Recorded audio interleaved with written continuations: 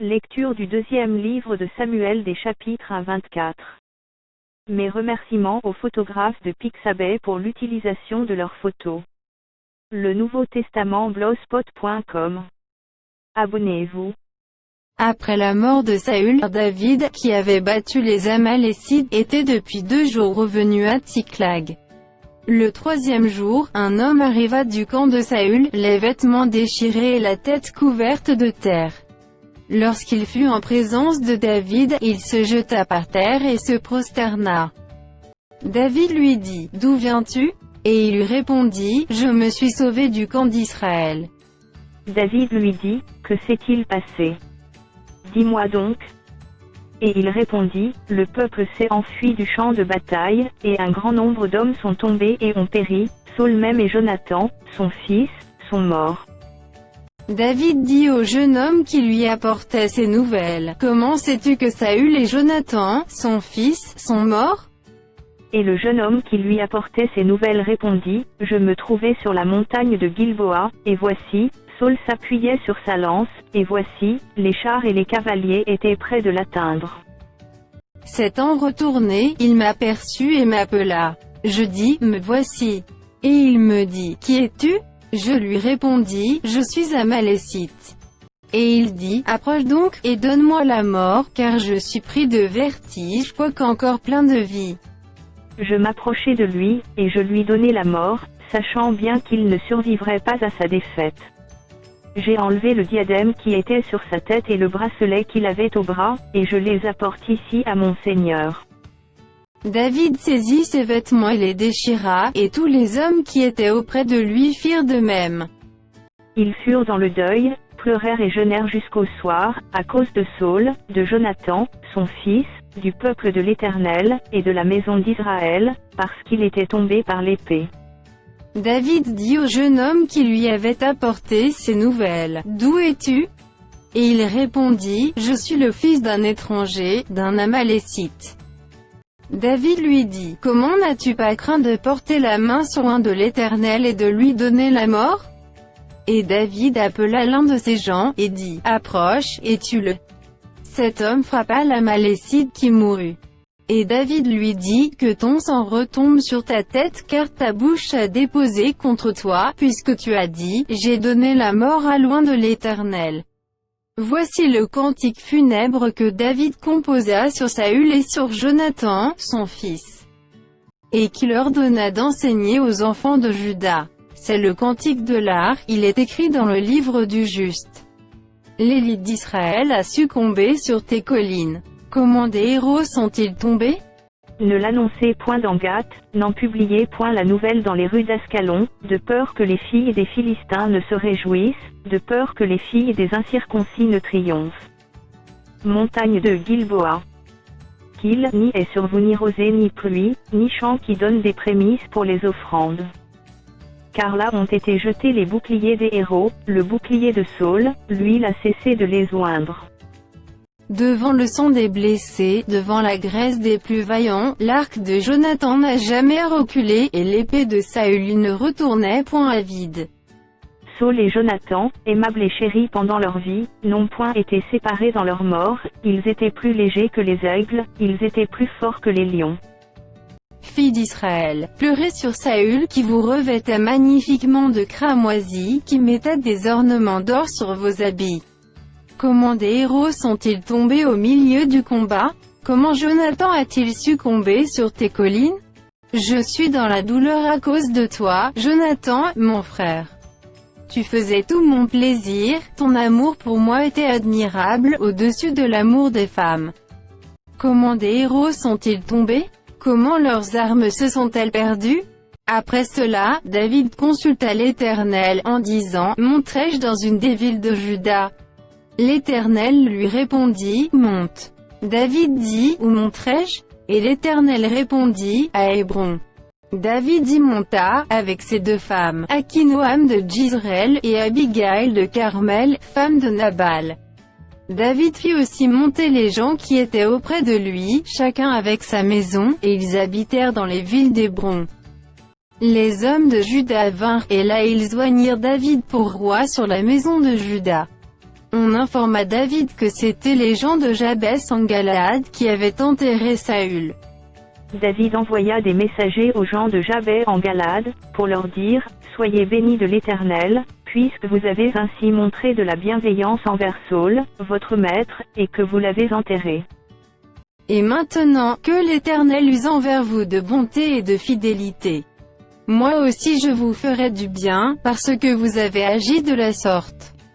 Que vos mains se fortifient, et soyez de vaillants hommes, car votre maître Saül est mort, et c'est moi que la maison de Juda a oint pour roi sur elle. » Cependant Abner, fils de Ner, chef de l'armée de Saül, prit Ishbosheth, fils de Saül, et le fit passer à Mahanaïm. Il l'établit roi sur Galaad, sur les Guéshuriens, sur Djizorel, sur Éphraïm, sur Benjamin, sur tout Israël. Ishbosheth, fils de Saül, était âgé de 40 ans, lorsqu'il devint roi d'Israël, et il régna 2 ans. Il n'y eut que la maison de Juda qui resta attachée à David. Le temps pendant lequel David régna à Hébron sur la maison de Juda fut de 7 ans et 6 mois. Abner, fils de Ner, et les gens d'Ishbosheth, fils de Saül, sortirent de Mahanaïm pour marcher sur Gabaon. Joab, fils de Tserugia, et les gens de David, se mirent aussi en marche. Ils se rencontrèrent près de l'étang de Gabaon, et ils s'arrêtèrent les uns en deçà de l'étang, et les autres au-delà. Abner dit à Joab, que ces jeunes gens se lèvent, et qu'ils se battent devant nous. Joab répondit, qu'ils se lèvent. Ils se levèrent et s'avancèrent en nombre égal, 12 pour Benjamin et pour Ishbosheth, fils de Saül, et 12 des gens de David. Chacun saisissant son adversaire par la tête lui enfonça son épée dans le flanc, et ils tombèrent tous ensemble. Et l'on donna à ce lieu, qui est près de Gabaon, le nom de El-Katat-Surim. Il y eut en ce jour un combat très rude, dans lequel Abner et les hommes d'Israël furent battus par les gens de David. Là se trouvaient les 3 fils de Tseroura, Joab, Abishai et Azaël. Azaël avait les pieds légers comme une gazelle des champs. Il poursuivit Abner, sans se détourner de lui pour aller à droite ou à gauche. Abner regarda derrière lui, et dit, « Est-ce toi, Azaël ?» Et il répondit, « C'est moi. » Abner lui dit, « Tire à droite ou à gauche, saisis-toi de l'un de ces jeunes gens, et prends sa dépouille. » Mais Azaël ne voulut point se détourner de lui. Abner dit encore à Azaël, « Détourne-toi de moi, pourquoi te frapperais-je et t'abattrais-je en terre? Comment ensuite lèverais-je le visage devant ton frère Joab ?» Et Azaël refusa de se détourner. Sur quoi Abner le frappa au ventre avec l'extrémité inférieure de sa lance, et la lance sortit par derrière. Il tomba et mourut sur place. Tous ceux qui arrivaient au lieu où Azaël était tombé mort, s'y arrêtaient. Joab et Abishai poursuivirent Abner, et le soleil se couchait quand ils arrivèrent au coteau d'Amar qui est en face de Giyatch, sur le chemin du désert de Gabaon. Les fils de Benjamin se rallièrent à la suite d'Abner et formèrent un corps, et ils s'arrêtèrent au sommet d'une colline. Abner appela Joab, et dit, « L'épée dévorera Théel toujours. Ne sais-tu pas qu'il y aura de l'amertume à la fin? Jusqu'à quand tarderas-tu à dire au peuple de ne plus poursuivre ses frères ?» Joab répondit, « Dieu est vivant. Si tu n'eusses parlé, le peuple n'aurait pas cessé avant le matin de poursuivre ses frères. » Et Joab sonna de la trompette, et tout le peuple s'arrêta, ils ne poursuivirent plus Israël, et ils ne continuèrent pas à se battre. Abner et ses gens marchèrent toute la nuit dans la plaine, ils passèrent le Jourdain, traversèrent en entier le Bitron, et arrivèrent à Mahanaïm. Joab revint de la poursuite d'Abner, et rassembla tout le peuple, il manquait 19 hommes des gens de David, et Azaël. Mais les gens de David avaient frappé à mort 360 hommes parmi ceux de Benjamin et d'Abner. Ils emportèrent Azaël, et l'enterrèrent dans le sépulcre de son père à Bethléem. Joab et ses gens marchèrent toute la nuit, et le jour paraissait quand ils furent à Hébron. La guerre dura longtemps entre la maison de Saül et la maison de David. David devenait de plus en plus fort, et la maison de Saül allait en s'affaiblissant. Il naquit à David des fils à Hébron. Son premier-né fut Amnon, d'Akinoam de Jizreel. Le second, Kilib, d'Abigaïl de Carmel, femme de Nabal. Le troisième, Absalom, fils de Maaka, fille de Talmaï, roi de Géshur. Le quatrième, Adoniya, fils de Haggis. Le cinquième, Shephatia, fils d'Abital. Et le sixième, Jisrem, d'Egla, femme de David. Ce sont là ceux qui naquirent à David à Hébron. Pendant la guerre entre la maison de Saül et la maison de David, Abner tint ferme pour la maison de Saül. Or Saül avait eu une concubine, nommée Ritzpa, fille d'Adja. Et Ish-Bosheth dit à Abner, « Pourquoi es-tu venu vers la concubine de mon père ?» Abner fut très irrité des paroles d'Ish-Bosheth, et il répondit, « Suis-je une tête de chien, qui tienne pour Juda ? Je fais aujourd'hui preuve de bienveillance envers la maison de Saül, ton père, envers ses frères et ses amis, je ne t'ai pas livré entre les mains de David, et c'est aujourd'hui que tu me reproches une faute avec cette femme. » Que Dieu traite Abner dans toute sa rigueur, si je n'agis pas avec David selon ce que l'Éternel a juré à David. En disant qu'il ferait passer la royauté de la maison de Saül dans la sienne, et qu'il établirait le trône de David sur Israël et sur Juda depuis Dan jusqu'à Beersheba. Ish-Bosheth n'osa pas répliquer un seul mot à Abner, parce qu'il le craignait. Abner envoya des messagers à David pour lui dire de sa part, « À qui est le pays ? Fais alliance avec moi, et voici, ma main t'aidera pour tourner vers toi tout Israël. » Il répondit, « Bien. Je ferai alliance avec toi, mais je te demande une chose, c'est que tu ne vois point ma face, à moins que tu n'amènes d'abord Michal, fille de Saül, en venant auprès de moi. » Et David envoya des messagers à Ish-Bosheth, fils de Saül, pour lui dire, « Donne-moi ma femme Michal que j'ai fiancée pour 100 prépuces de Philistins. » Ish-Bosheth la fit prendre chez son mari Paltiel, fils de Laïch. Et son mari la suivit en pleurant jusqu'à Bachorim. Alors Abner lui dit, « Va, retourne-t'en. » Et il s'en retourna. Abner eut un entretien avec les anciens d'Israël, et leur dit, « Vous désiriez autrefois d'avoir David pour roi.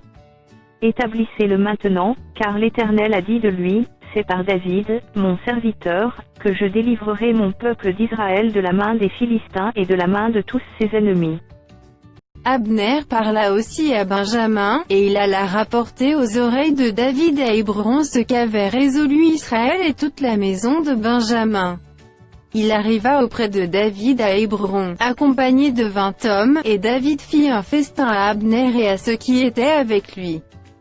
Abner dit à David, « Je me lèverai, et je partirai pour rassembler tout Israël vers mon Seigneur le roi, ils feront alliance avec toi, et tu régneras entièrement selon ton désir. » David renvoya Abner, qui s'en alla en paix. Voici, Joab et les gens de David revinrent d'une excursion, et Abner avec eux un grand butin. Abner n'était plus auprès de David à Hébron, car David l'avait renvoyé, et il s'en était allé en paix. Lorsque Joab et toute sa troupe arrivèrent, on fit à Joab ce rapport, Abner, fils de Ner, est venu auprès du roi, qui l'a renvoyé, et il s'en est allé en paix. Joab se rendit chez le roi et dit, « Qu'as-tu fait ? Voici, Abner est venu vers toi, pourquoi l'as-tu renvoyé et laissé partir ? Tu connais Abner, fils de Ner, c'est pour te tromper qu'il est venu, pour épier des marches, et pour savoir tout ce que tu fais. » Et Joab, après avoir quitté David, envoya sur les traces d'Abner des messagers qui le ramenèrent depuis la citerne de Sira. David n'en savait rien. Lorsqu'Abner fut de retour à Hébron, Joab le tira à l'écart au milieu de la porte, comme pour lui parler en secret, et là il le frappa au ventre et le tua, pour venger la mort d'Asaël, son frère. David l'apprit ensuite, et il dit, « Je suis à jamais innocent, devant l'Éternel, du sang d'Abner, fils de Ner, et mon royaume l'est aussi. » Que ce sang retombe sur Joab et sur toute la maison de son père. Qu'il y ait toujours quelqu'un dans la maison de Joab, qui soit atteint d'un flux ou de la lèpre, ou qui s'appuie sur un bâton, ou qui tombe par l'épée, ou qui manque de pain.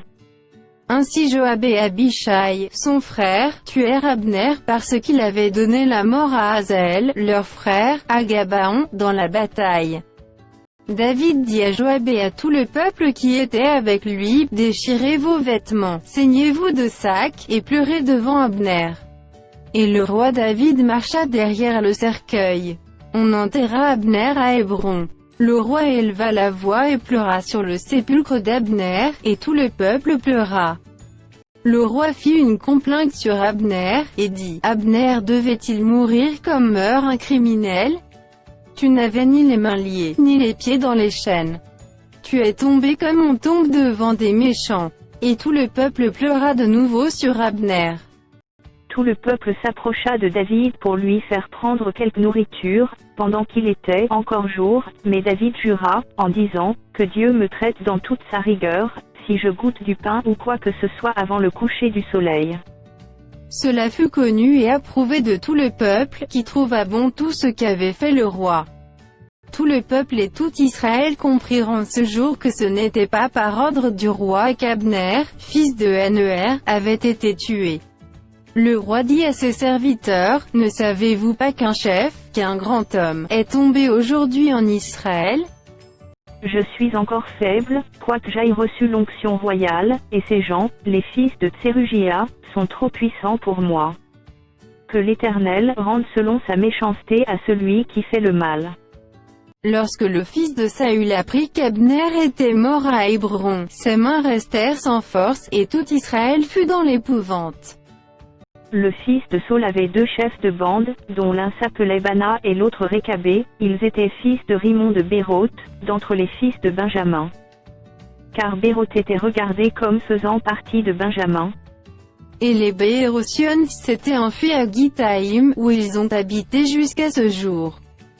Jonathan, fils de Saul, avait un fils perclus des pieds, et âgé de 5 ans lorsqu'arriva de Jizril la nouvelle de la mort de Saul et de Jonathan, sa nourrice le prit et s'enfuit, et, comme elle précipitait sa fuite, il tomba et resta boiteux, son nom était Méphibosheth. Or les fils de Rimon de Béroth, Récab et Bana, se rendirent pendant la chaleur du jour à la maison d'Ish-Bosheth qui était couché pour son repos de midi.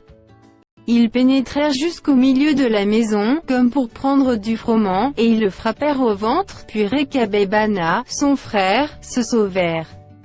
Ils entrèrent donc dans la maison pendant qu'il reposait sur son lit dans sa chambre à coucher, ils le frappèrent et le firent mourir, et ils lui coupèrent la tête. Ils prirent sa tête, et ils marchèrent toute la nuit au travers de la plaine. Ils apportèrent la tête d'Ish-Bosheth à David dans Hébron, et ils dirent au roi, « Voici la tête d'Ish-Bosheth, fils de Saul, ton ennemi, qui en voulait à ta vie, l'Éternel venge aujourd'hui le roi mon seigneur de Saul et de sa race. » David répondit à Récab et à Bana, son frère, fils de Rimon de Béroth, « L'Éternel qui m'a délivré de tout péril est vivant. Celui qui est venu me dire, « Voici, Saul est mort, et qui croyait m'annoncer une bonne nouvelle, je l'ai fait saisir et tuer à Tsiklag, pour lui donner le salaire de son message. Et quand des méchants ont assassiné un homme juste dans sa maison et sur sa couche, combien plus ne redemanderai-je pas son sang de vos mains et ne vous exterminerai-je pas de la terre. » Et David ordonna à ces gens de les tuer, ils leur coupèrent les mains et les pieds, et les pendirent au bord de l'étang d'Hébron. Ils prirent ensuite la tête d'Ish-Bosheth, et l'enterrèrent dans le sépulcre d'Abné à Hébron. Toutes les tribus d'Israël vinrent auprès de David à Hébron, et dirent, « Voici, nous sommes tes os et ta chair. Autrefois déjà, lorsque Saül était notre roi, c'était toi qui conduisais et qui ramenais Israël. L'Éternel t'a dit, tu paîtras mon peuple d'Israël, et tu seras le chef d'Israël. » Ainsi tous les anciens d'Israël vinrent auprès du roi à Hébron, et le roi David fit alliance avec eux à Hébron, devant l'Éternel. Ils joignirent David pour roi sur Israël. David était âgé de 30 ans lorsqu'il devint roi, et il régna 40 ans. À Hébron il régna sur Juda 7 ans et 6 mois, et à Jérusalem il régna 33 ans sur tout Israël et Juda. Le roi marcha avec ses gens sur Jérusalem contre les Jébusiens, habitants du pays. Ils dirent à David, « Tu n'entreras point ici, car les aveugles même et les boiteux te repousseront. » Ce qui voulait dire, David n'entrera point ici. Mais David s'empara de la forteresse de Sion, c'est la cité de David.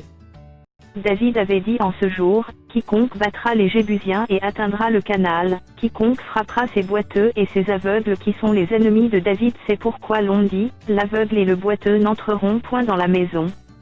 David s'établit dans la forteresse qu'il appela Cité de David. Il fit de tous côtés des constructions, en dehors et en dedans de Millo. David devenait de plus en plus grand, et l'Éternel, le Dieu des armées, était avec lui. Hiram, roi de Tyr, envoya des messagers à David, et du bois de cèdre, et des charpentiers et des tailleurs de pierre qui bâtirent une maison pour David. David reconnut que l'Éternel l'affermissait comme roi d'Israël, et qu'il élevait son royaume à cause de son peuple d'Israël. David prit encore des concubines et des femmes de Jérusalem, après qu'il fut venu d'Hébron, et il lui naquit encore des fils et des filles. Voici les noms de ceux qui lui naquirent à Jérusalem: Shamua, Shobab, Nathan, Salomon, Jibar, Elishua, Népheg, Japhia, Elishama, Eliada et Eliphélès. Les Philistins apprirent qu'on avait oint David pour roi sur Israël, et ils montèrent tous à sa recherche. David, qui en fut informé, descendit à la forteresse.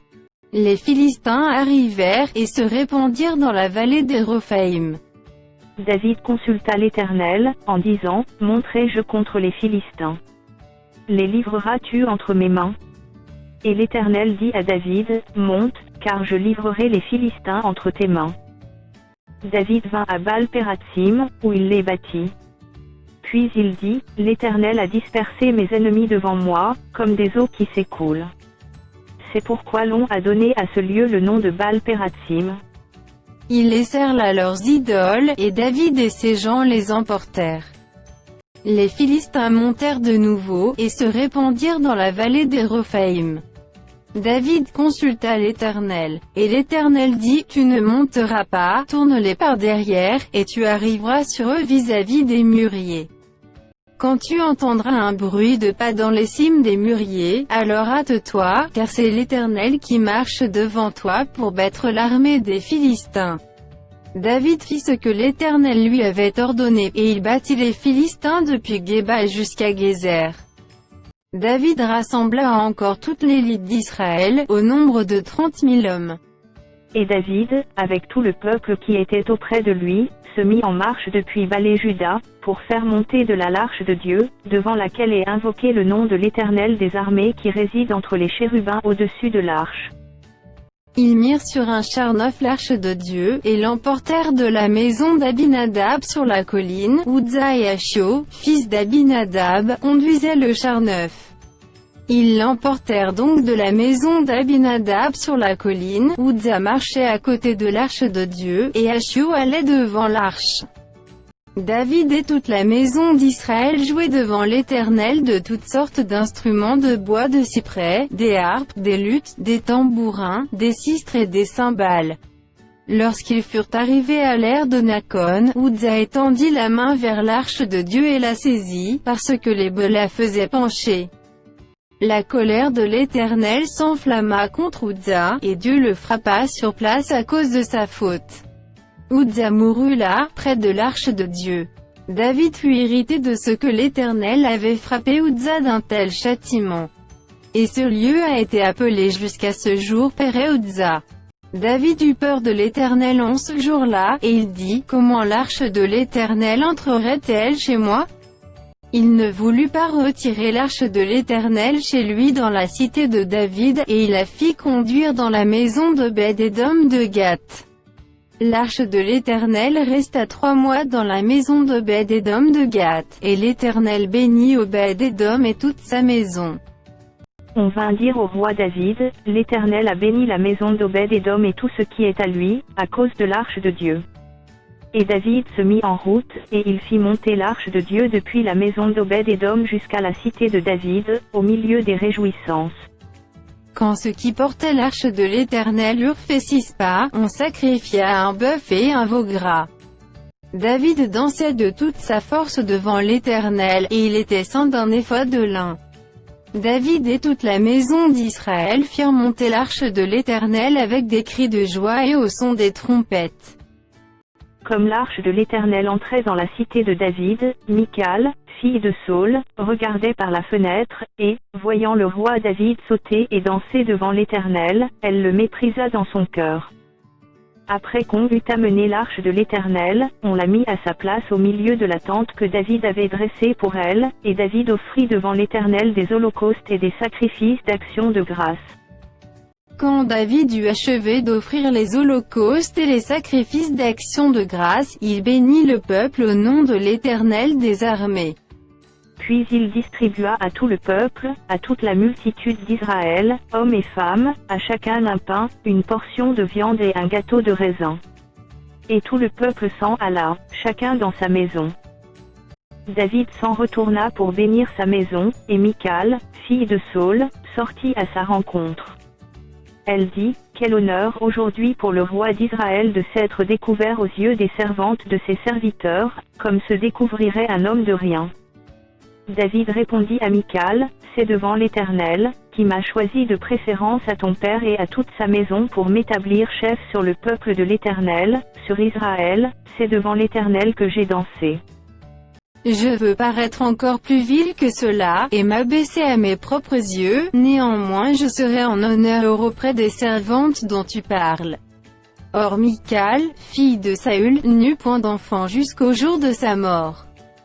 Lorsque le roi habita dans sa maison, et que l'Éternel lui eut donné du repos, après l'avoir délivré de tous les ennemis qui l'entouraient, il dit à Nathan le prophète, « Vois donc. J'habite dans une maison de cèdre, et l'arche de Dieu habite au milieu d'une tente. » Nathan répondit au roi, « Va, fais tout ce que tu as dans le cœur, car l'Éternel est avec toi. » La nuit suivante, la parole de l'Éternel fut adressée à Nathan.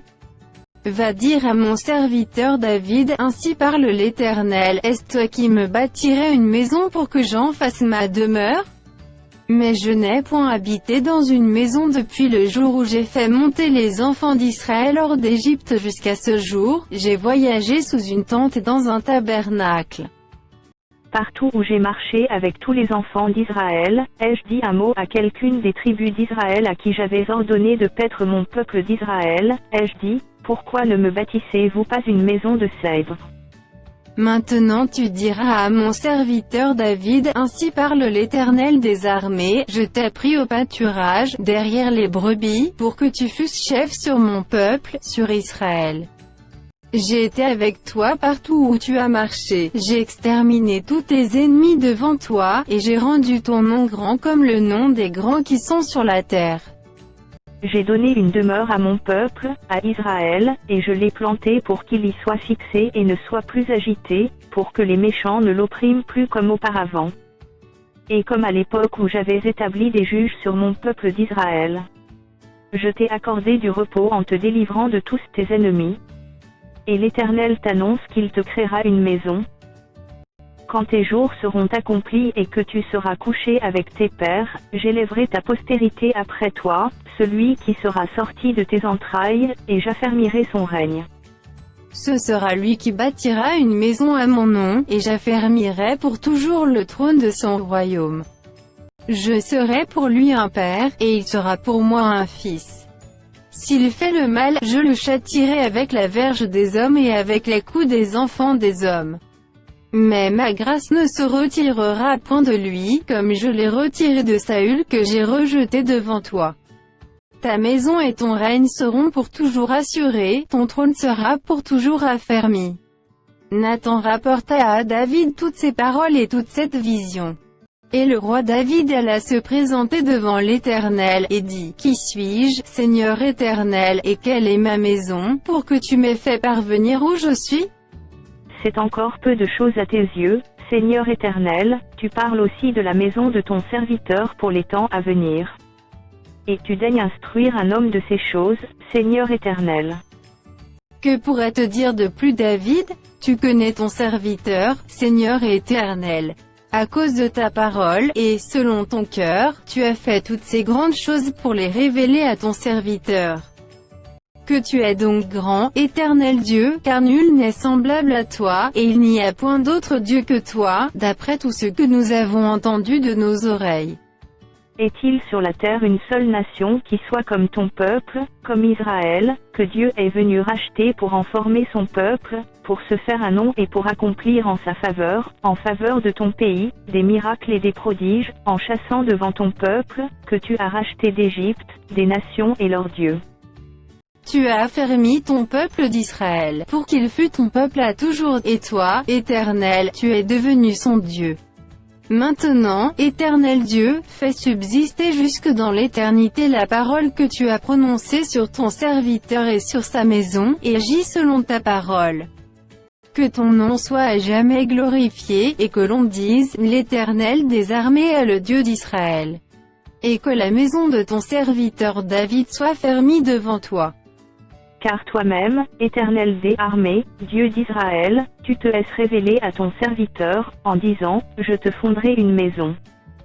C'est pourquoi ton serviteur a pris courage pour t'adresser cette prière. Maintenant, Seigneur Éternel, tu es Dieu, et tes paroles sont vérité, et tu as annoncé cette grâce à ton serviteur.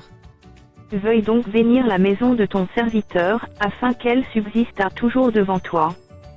Car c'est toi, Seigneur Éternel, qui as parlé, et par ta bénédiction la maison de ton serviteur sera bénie éternellement. Après cela, David battit les Philistins et les humilia, et il enleva de la main des Philistins les reines de leur capitale. Il battit les Moabites, et il les mesura avec un cordeau, en les faisant coucher par terre, il en mesura 2 cordeaux pour les livrer à la mort, et un plein cordeau pour leur laisser la vie. Et les Moabites furent assujettis à David, et lui payèrent un tribut. David battit Hadadézer, fils de Rehob, roi de Tsoba, lorsqu'il alla rétablir sa domination sur le fleuve de l'Euphrate. David lui prit 1700 cavaliers et 20 000 hommes de pied. Il coupa les jarrets à tous les chevaux de trait, et ne conserva que 100 attelages. Les Syriens de Damas vinrent au secours d'Hadadézer, roi de Tsoba, et David battit 22 000 Syriens. David mit des garnisons dans la Syrie de Damas. Et les Syriens furent assujettis à David, et lui payèrent un tribut. L'Éternel protégea David partout où il allait. Et David prit les boucliers d'or qu'avaient les serviteurs d'Hadadézer, et les apporta à Jérusalem. Le roi David prit encore une grande quantité d'airain à Bétha et à Bérotaï, ville d'Hadadézer. Toi, roi de Hamas, apprit que David avait battu toute l'armée d'Hadadézer. Et il envoya Joram, son fils, vers le roi David, pour le saluer, et pour le féliciter d'avoir attaqué Hadadézer et de l'avoir battu. Car Théo y était en guerre avec Hadadézer. Joram apporta des vases d'argent, des vases d'or, et des vases d'airain. Le roi David les consacra à l'Éternel, comme il avait déjà consacré l'argent et l'or pris sur toutes les nations qu'il avait vaincues.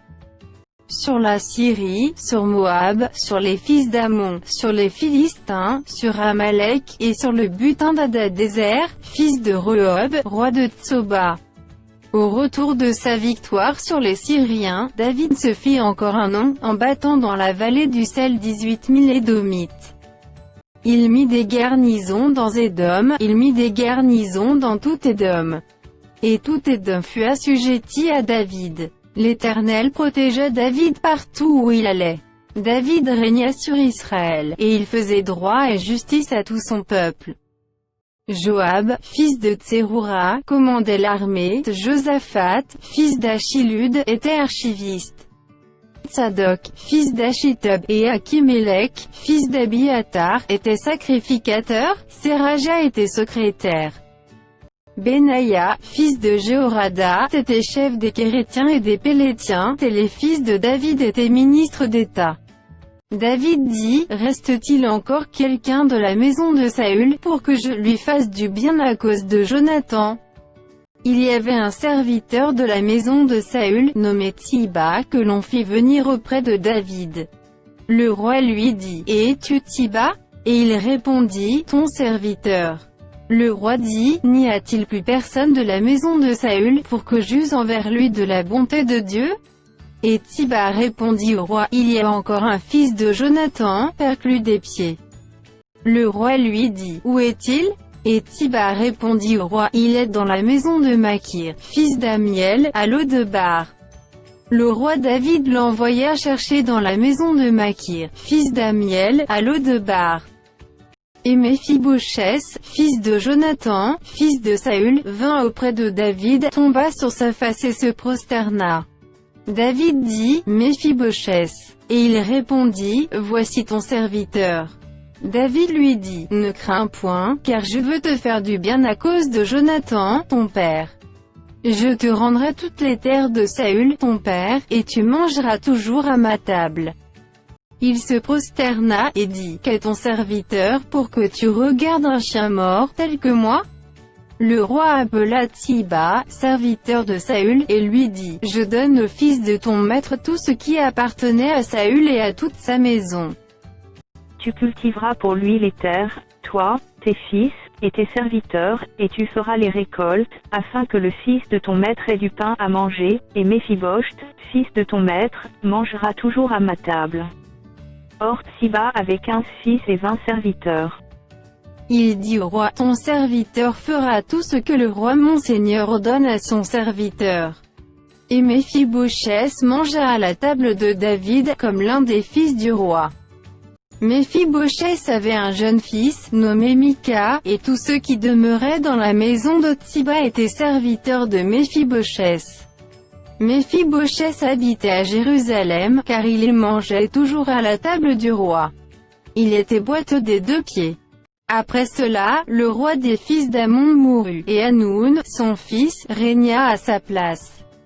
David dit, je montrerai de la bienveillance à Hanan, fils de Nachash, comme son père en a montré à mon égard. Et David envoya ses serviteurs pour le consoler au sujet de son père. Lorsque les serviteurs de David arrivèrent dans le pays des fils d'Amon, les chefs des fils d'Amon dirent à Hanan, leur maître, penses-tu que ce soit pour honorer ton père que David t'envoie des consolateurs? N'est-ce pas pour reconnaître et explorer la ville, et pour la détruire, qu'il envoie ses serviteurs auprès de toi? Alors Hanoun saisit les serviteurs de David, leur fit raser la moitié de la barbe, et fit couper leurs habits par le milieu jusqu'au haut des cuisses. Puis il les congédia. David, qui fut informé, envoya des gens à leur rencontre, car ces hommes étaient dans une grande confusion, et le roi leur fit dire, restez à Jéricho jusqu'à ce que votre barbe ait repoussé, et revenez ensuite. Les fils d'Amon, voyant qu'ils s'étaient rendus odieux à David, firent enrôler à leur solde 20 000 hommes de pied chez les Syriens de Beth-Rehob et chez les Syriens de Tsoba, 1000 hommes chez le roi de Maca, et 12 000 hommes chez les gens de Tob. À cette nouvelle, David envoya contre Joab et toute l'armée, les hommes vaillants. Les fils d'Amon sortirent, et se rangèrent en bataille à l'entrée de la porte. Les Syriens de Tsoba et de Rehob, et les hommes de Théobé et de Maaka, étaient à part dans la campagne. Joab vit qu'il avait à combattre par devant et par derrière. Il choisit alors sur toute l'élite d'Israël un corps qu'il opposa aux Syriens. Et il plaça sous le commandement de son frère Abishai le reste du peuple pour faire face aux fils d'Amon. Il dit, si les Syriens sont plus forts que moi, tu viendras à mon secours, et si les fils d'Amon sont plus forts que toi, j'irai te secourir. Sois ferme, et montrons du courage pour notre peuple et pour les villes de notre Dieu, et que l'Éternel fasse ce qui lui semblera bon. Joab, avec son peuple, s'avança pour attaquer les Syriens, et ils s'enfuirent devant lui. Et quand les fils d'Amon virent que les Syriens avaient pris la fuite, ils s'enfuirent aussi devant Abishai et rentrèrent dans la ville. Joab s'éloigna des fils d'Amon et revint à Jérusalem. Les Syriens, voyant qu'ils avaient été battus par Israël, réunirent leurs forces. Hadarezer envoya chercher les Syriens qui étaient de l'autre côté du fleuve, et ils arrivèrent à Élam, ayant à leur tête Shobak, chef de l'armée d'Hadarezer. On l'annonça à David, qui assembla tout Israël, passa le Jourdain, et vint à Élam. Les Syriens se préparèrent à la rencontre de David, et lui livrèrent bataille. Mais les Syriens s'enfuirent devant Israël. Et David leur tua les troupes de 700 chars et 40 000 cavaliers, il frappa aussi le chef de leur armée, Shobak, qui mourut sur place. Tous les rois soumis à Hadarezer, se voyant battus par Israël, firent la paix avec Israël et lui furent assujettis. Et les Syriens n'osèrent plus secourir les fils d'Ammon. L'année suivante, au temps où les rois se mettaient en campagne, David envoya Joab, avec ses serviteurs et tout Israël, pour détruire les fils d'Ammon et pour assiéger Rabba. Mais David resta à Jérusalem. Un soir, David se leva de sa couche, et comme il se promenait sur le toit de la maison royale, il aperçut de là une femme qui se baignait, et qui était très belle de figure. David fit demander qui était cette femme, et on lui dit, n'est-ce pas Bathsheba, fille d'Éliam, femme d'Ouri, le Héthien? Et David envoya des gens pour la chercher. Elle vint vers lui, et il coucha avec elle. Après s'être purifiée de sa souillure, elle retourna dans sa maison. Cette femme devint enceinte, et elle fit dire à David, je suis enceinte. Alors David expédia cet ordre à Joab, envoie-moi Ouri, le Héthien. Et Joab envoya Ouri à David. Ouri se rendit auprès de David, qui l'interrogea sur l'état de Joab, sur l'état du peuple, et sur l'état de la guerre. Puis David dit à Ouri, descends dans ta maison, et lave tes pieds. Ouri sortit de la maison royale, et il fut suivi d'un présent du roi. Mais Ouri se coucha à la porte de la maison royale, avec tous les serviteurs de son maître, et il ne descendit point dans sa maison. On en informa David, et on lui dit, Uri n'est pas descendu dans sa maison. Et David dit à Uri, n'arrives-tu pas de voyage? Pourquoi n'es-tu pas descendu dans ta maison? Uri répondit à David, l'arche et Israël et Juda habitent sous des tentes, mon seigneur Joab et les serviteurs de mon seigneur campent en rase campagne, et moi j'entrerai dans ma maison pour manger et boire et pour coucher avec ma femme. Aussi vrai que tu es vivant et que ton âme est vivante, je ne ferai point cela. David dit à Ouri, reste ici encore aujourd'hui, et demain je te renverrai. Et Ouri resta à Jérusalem ce jour-là et le lendemain. David l'invita à manger et à boire en sa présence, et il l'enivra, et le soir, Uri sortit pour se mettre sur sa couche, avec les serviteurs de son maître, mais il ne descendit point dans sa maison. Le lendemain matin, David écrivit une lettre à Joab, et l'envoya par la main d'Ouri. Il écrivit dans cette lettre, placez Ouri au plus fort du combat, et retirez-vous de lui, afin qu'il soit frappé et qu'il meure. Joab, en assiégeant la ville, plaça Ouri à l'endroit qu'il savait défendu par de vaillants soldats. Les hommes de la ville firent une sortie et se battirent contre Joab, plusieurs tombèrent parmi le peuple, parmi les serviteurs de David, et Uri, le Héthien, fut aussi tué. Joab envoya un messager pour faire rapport à David de tout ce qui s'était passé dans le combat. Il donna cet ordre au messager, quand tu auras achevé de raconter au roi tous les détails du combat. Peut-être se mettra-t-il en fureur et te dira-t-il, pourquoi vous êtes-vous approchés de la ville pour combattre? Ne savez-vous pas qu'on lance des traits du haut de la muraille? Qui a tué Abimélec, fils de Joruabécht? N'est-ce pas une femme qui lança sur lui du haut de la muraille un morceau de meule de moulin, et n'en est-il pas mort à Thébé? Pourquoi vous êtes-vous approchés de la muraille? Alors tu diras, ton serviteur Uri, le Héthien, est mort aussi. Le messager partit, et à son arrivée, il fit rapport à David de tout ce que Joab lui avait ordonné. Le messager dit à David, ces gens ont eu sur nous l'avantage, ils avaient fait une sortie contre nous dans les champs, et nous les avons repoussés jusqu'à l'entrée de la porte. Les archers ont tiré du haut de la muraille sur tes serviteurs, et plusieurs des serviteurs du roi ont été tués, et ton serviteur Uri, le Héthien, est mort aussi. David dit au messager, voici ce que tu diras à Joab, ne sois point peiné de cette affaire, car l'épée dévore tantôt l'un, tantôt l'autre, attaque vigoureusement la ville, et renverse-la. Et toi, encourage-le.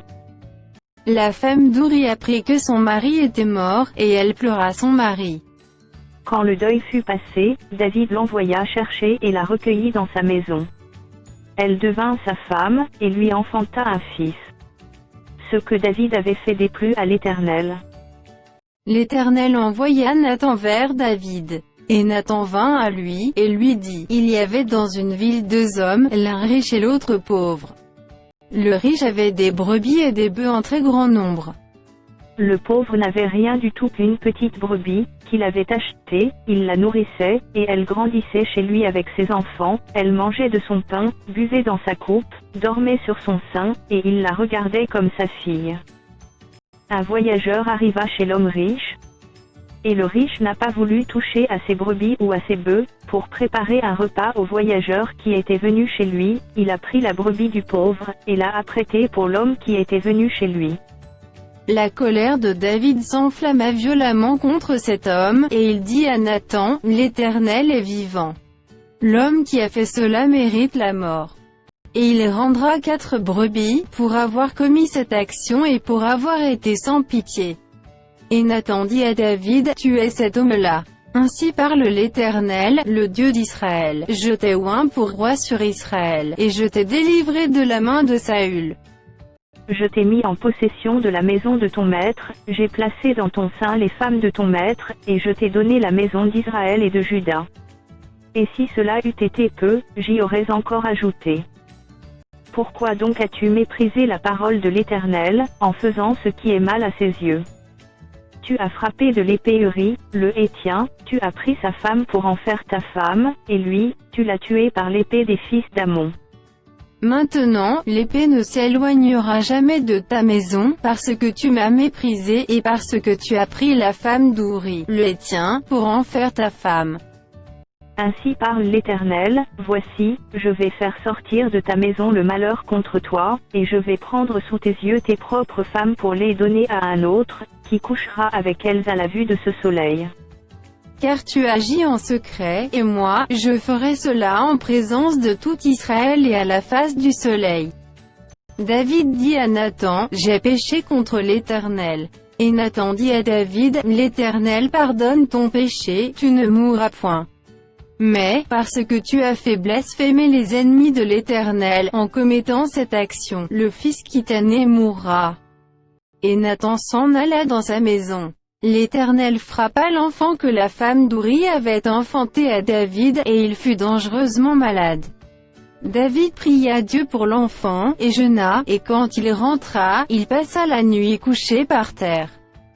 Les anciens de sa maison insistèrent auprès de lui pour le faire lever de terre, mais il ne voulut point, et il ne mangea rien avec eux.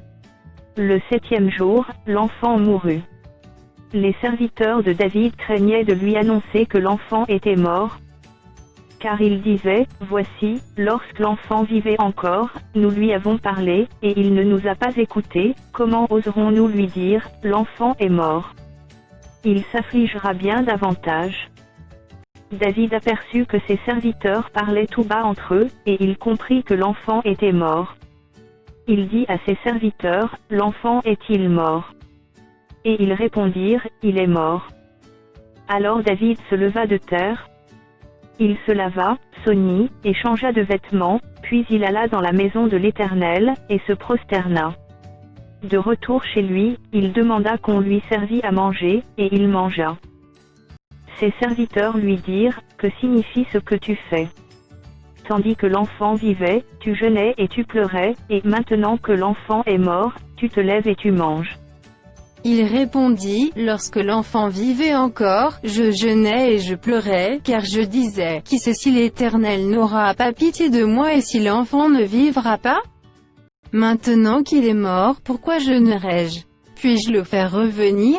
J'irai vers lui, mais il ne reviendra pas vers moi.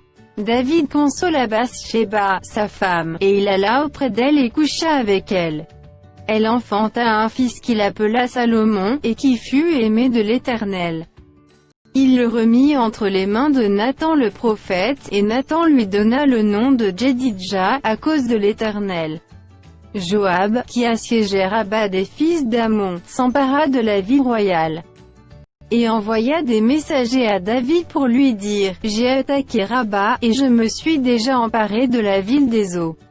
Rassemble maintenant le reste du peuple, campe contre la ville, et prends-la, de peur que je ne la prenne moi-même et que la gloire ne m'en soit attribuée. David rassembla tout le peuple, et marcha sur Rabba, il l'attaqua, et s'en rendit maître. Il enleva la couronne de dessus la tête de son roi, elle pesait un talent d'or et était garnie de pierres précieuses. On la mit sur la tête de David, qui emporta de la ville un très grand butin. Il fit sortir les habitants, et il les plaça sous des scies, des herses de fer et des haches de fer, et les fit passer par des fours à briques. Il traita de même toutes les villes des fils d'Ammon. David retourna à Jérusalem avec tout le peuple.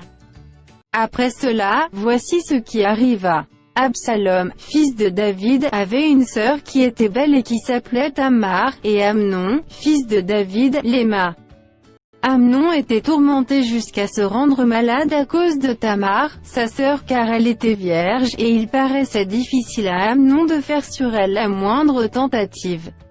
Amnon avait un ami, nommé Jonadab, fils de Shiméa, frère de David, et Jonadab était un homme très habile. Il lui dit, « Pourquoi deviens-tu ainsi chaque matin plus maigre, toi, fils de roi? Ne veux-tu pas me le dire ?» Amnon lui répondit, « J'aime Tamar, sœur d'Absalom, mon frère. » Jonadab lui dit, « Mets-toi au lit, et fais-le malade. Quand ton père viendra te voir, tu lui diras, permets à Tamar, ma sœur, de venir pour me donner à manger, qu'elle prépare un mets sous mes yeux, afin que je le voie et que je le prenne de sa main. » Amnon se coucha, et fit le malade.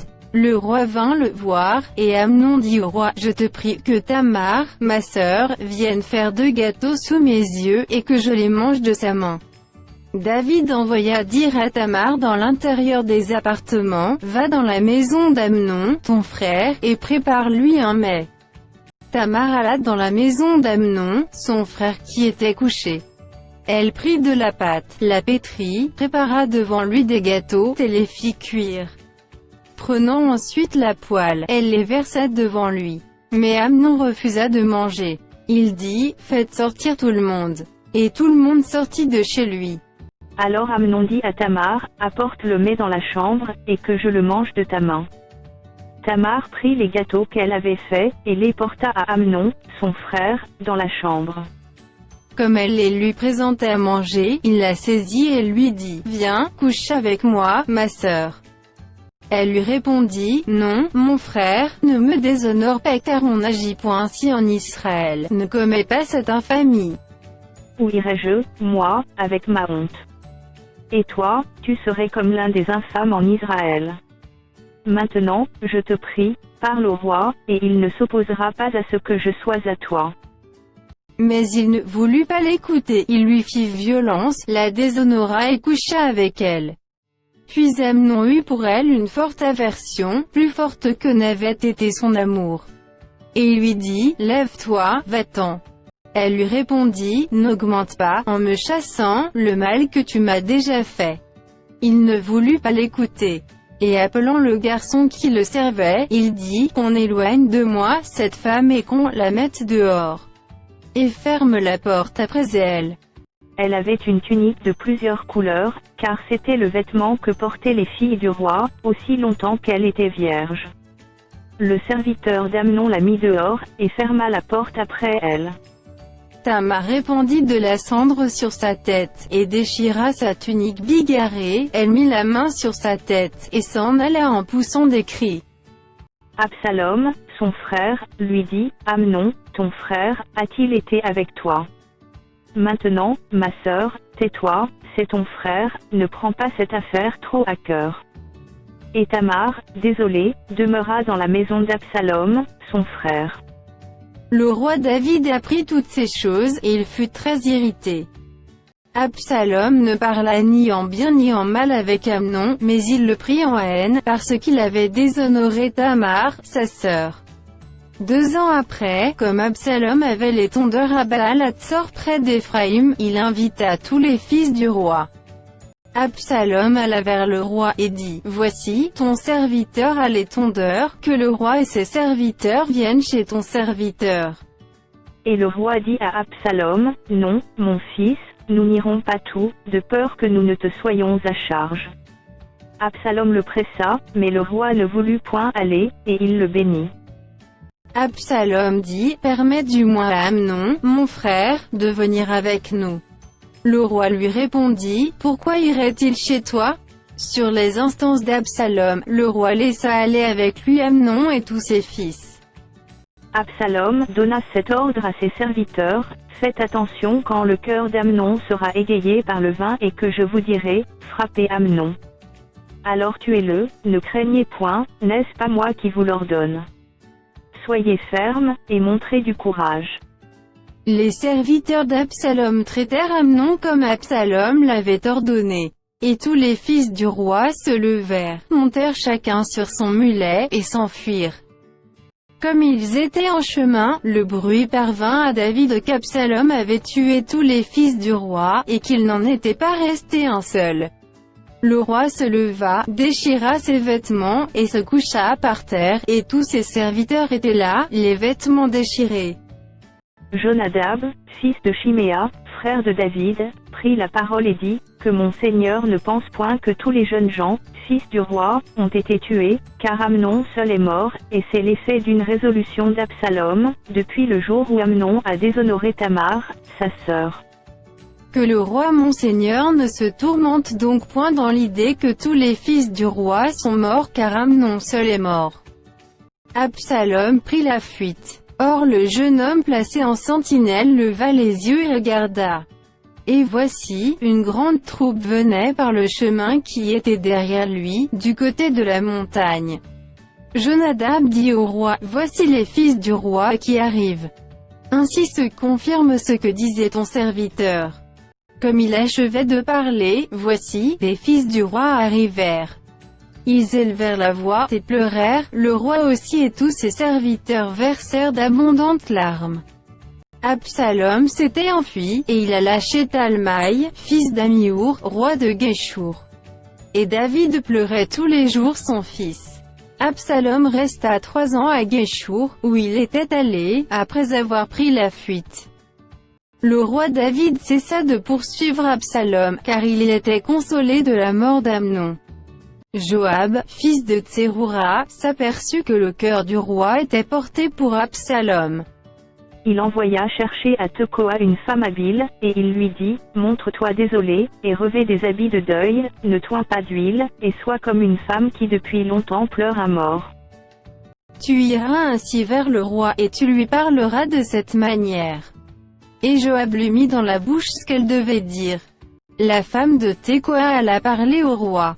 Elle tomba la face contre terre et se prosterna, et elle dit: au roi, sauve-moi. Le roi lui dit: qu'as-tu? Elle répondit: oui, je suis veuve, mon mari est mort. Ta servante avait 2 fils, ils se sont tous deux querellés dans les champs, et il n'y avait personne pour les séparer, l'un a frappé l'autre, et l'a tué. Et voici, toute la famille s'est levée contre ta servante, en disant: livre le meurtrier de son frère. Nous voulons le faire mourir, pour la vie de son frère qui l'a tué, nous voulons détruire même l'héritier. Ils éteindraient ainsi le tison qui me reste, pour ne laisser à mon mari ni nom ni survivant sur la face de la terre. Le roi dit à la femme: va dans ta maison. Je donnerai des ordres à ton sujet. La femme de Tekoa dit au roi: c'est sur moi, au roi mon seigneur, et sur la maison de mon père, que le châtiment va tomber, le roi et son trône n'auront pas à en souffrir. Le roi dit: si quelqu'un parle contre toi, amène-le-moi, et il ne lui arrivera plus de te toucher. Elle dit: que le roi se souvienne de l'Éternel, ton Dieu, afin que le vengeur du sang n'augmente pas la ruine, et qu'on ne détruise pas mon fils. Et il dit: l'Éternel est vivant. Il ne tombera pas à terre un cheveu de ton fils. La femme dit: permets que ta servante dise un mot à mon seigneur le roi. Et il dit: parle. La femme dit: pourquoi penses-tu de la sorte à l'égard du peuple de Dieu, puisqu'il résulte des paroles même du roi que le roi est comme coupable en ne rappelant pas celui qui l'a proscrit. Il nous faut certainement mourir, et nous serons comme des eaux répandues à terre et qui ne se rassemblent plus. Dieu n'ôte pas la vie, mais il désire que le fugitif ne reste pas banni de sa présence. Maintenant, si je suis venu dire ces choses au roi mon Seigneur, c'est que le peuple m'a effrayé. Et ta servante a dit: je veux parler au roi, peut-être le roi saura-t-il ce que dira sa servante. Oui, le roi écoutera sa servante, pour la délivrer de la main de ceux qui cherchent à nous exterminer, moi et mon fils, de l'héritage de Dieu. Ta servante a dit, que la parole de mon Seigneur le roi me donne le repos. Car mon Seigneur le roi est comme un ange de Dieu, prêt à entendre le bien et le mal. Et que l'Éternel, ton Dieu, soit avec toi. Le roi répondit, et dit à la femme, ne me cache pas ce que je vais te demander. Et la femme dit, que mon Seigneur le roi parle. Le roi dit alors, la main de Joab n'est-elle pas avec toi dans tout ceci? Et la femme répondit, aussi vrai que ton âme est vivante, ô roi mon Seigneur, il n'y a rien à droite ni à gauche de tout ce que dit mon Seigneur le roi. C'est, en effet, ton serviteur Joab qui m'a donné des ordres, et qui a mis dans la bouche de ta servante toutes ces paroles. C'est pour donner à la chose une autre tournure que ton serviteur Joab a fait cela. Mais mon Seigneur est aussi sage qu'un ange de Dieu, pour connaître tout ce qui se passe sur la terre. Le roi dit à Joab, voici, je veux bien faire cela, va donc, ramène le jeune homme Absalom. Joab tomba la face contre terre et se prosterna, et il bénit le roi. Puis il dit, ton serviteur connaît aujourd'hui que j'ai trouvé grâce à tes yeux, ô roi mon Seigneur, puisque le roi agit selon la parole de son serviteur. Et Joab se leva et partit pour Guéchour, et il ramena Absalom à Jérusalem. Mais le roi dit, qu'il se retire dans sa maison, et qu'il ne voit point ma face. Et Absalom se retira dans sa maison, et il ne vit point la face du roi. Il n'y avait pas un homme dans tout Israël aussi renommé qu'Absalom pour sa beauté, depuis la plante du pied jusqu'au sommet de la tête, il n'y avait point en lui de défaut. Lorsqu'il se rasait la tête, c'était chaque année qu'il se la rasait, parce que sa chevelure lui pesait, le poids des cheveux de sa tête était de 200 cycles, poids du roi. Il naquit à Absalom 3 fils, et une fille nommée Tamar qui était une femme belle de figure. Absalom demeura 2 ans à Jérusalem, sans en voir la face du roi.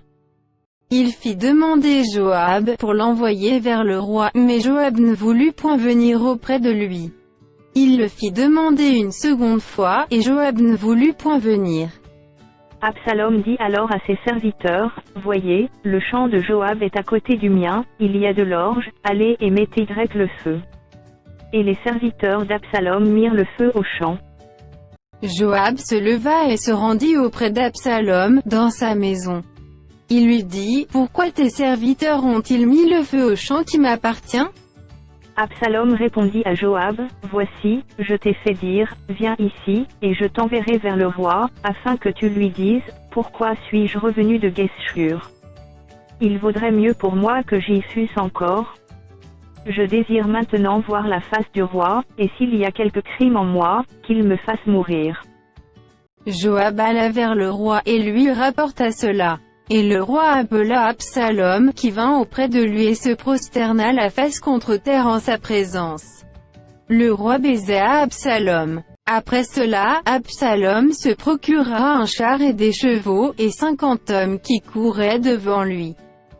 Il se levait de bon matin, et se tenait au bord du chemin de la porte. Et chaque fois qu'un homme ayant une contestation se rendait vers le roi pour obtenir un jugement, Absalom l'appelait, et disait, « De quelle ville es-tu » Lorsqu'il avait répondu, « Je suis d'une telle tribu d'Israël » Absalom lui disait, « Vois, ta cause est bonne et juste, mais personne de chez le roi ne t'écoutera. » Absalom disait, « Qui m'établira juge dans le pays ? Tout homme qui aurait une contestation et un procès viendrait à moi, et je lui ferais justice. » Et quand quelqu'un s'approchait pour se prosterner devant lui, il lui tendait la main, le saisissait et l'embrassait. Absalom agissait ainsi à l'égard de tous ceux d'Israël, qui se rendaient vers le roi pour demander justice. Et Absalom gagnait le cœur des gens d'Israël. Au bout de 40 ans, Absalom dit au roi, « Permets que j'aille à Hébron, pour accomplir le vœu que j'ai fait à l'Éternel. Car ton serviteur a fait un vœu, pendant que je demeurais à Guéchour en Syrie, j'ai dit, si l'Éternel me ramène à Jérusalem, je servirai l'Éternel. » Le roi lui dit, « Va en paix. » Et Absalom se leva et partit pour Hébron. Absalom envoya des espions dans toutes les tribus d'Israël, pour dire quand vous entendrez le son de la trompette, vous direz, Absalom règne à Hébron. 200 hommes de Jérusalem, qui avaient été invités, accompagnèrent Absalom, et ils le firent en toute simplicité, sans rien savoir. Pendant qu'Absalom offrait les sacrifices, il envoya chercher à la ville de Gilo Achitophel, le Gilonite, conseiller de David. La conjuration devint puissante, et le peuple était de plus en plus nombreux auprès d'Absalom. Quelqu'un vint informer David, et lui dit, « Le cœur des hommes d'Israël s'est tourné vers Absalom. » Et David dit à tous ses serviteurs qui étaient avec lui à Jérusalem, « Levez-vous, fuyons, car il n'y aura point de salut pour nous devant Absalom. Hâtez-vous de partir, sinon, il ne tarderait pas à nous atteindre, et il nous précipiterait dans le malheur et frapperait la ville du tranchant de l'épée. » Les serviteurs du roi lui dirent, « Tes serviteurs feront tout ce que voudra mon seigneur le roi. » Le roi sortit, et toute sa maison le suivait, et il laissa 10 concubines pour garder la maison. Le roi sortit, et tout le peuple le suivait, et ils s'arrêtèrent à la dernière maison. Tous ses serviteurs, tous les Kérétiens et tous les Pélétiens, passèrent à ses côtés, et tous les Gatiens, au nombre de 600 hommes, venus de Gath à sa suite, passèrent devant le roi. Le roi dit à Itai de Gath, « Pourquoi viendrais-tu aussi avec nous? Retourne, et reste avec le roi, car tu es étranger, et même tu as été emmené de ton pays. Tu es arrivé d'hier, et aujourd'hui je te ferai errer avec nous ça et là, quand je ne sais moi-même où je vais. Retourne, et emmène tes frères avec toi. Que l'Éternel use envers toi de bonté et de fidélité. » Itai répondit au roi, et dit, « L'Éternel est vivant et mon seigneur le roi est vivant. Au lieu où sera mon seigneur le roi, soit pour mourir, soit pour vivre, là aussi sera ton serviteur. » David dit alors à Itai, « Va passe. » Et Itai de Gath passa, avec tous ses gens et tous les enfants qui étaient avec lui. Toute la contrée était en larmes et l'on poussait de grands cris, au passage de tout le peuple. Le roi passa le torrent de Cédron, et tout le peuple passa vis-à-vis du chemin qui mène au désert. Sadok était aussi là, et avec lui tous les Lévites portant l'arche de l'alliance de Dieu, et ils posèrent l'arche de Dieu, et Abiatar montait, pendant que tout le peuple achevait de sortir de la ville. Le roi dit à Tsadok, « Reporte l'arche de Dieu dans la ville. Si je trouve grâce aux yeux de l'Éternel, il me ramènera, et il me fera voir l'arche et sa demeure. Mais s'il dit, je ne prends point plaisir en toi, me voici, qu'il me fasse ce qui lui semblera bon. » Le roi dit encore au sacrificateur Tsadok, « Comprends-tu?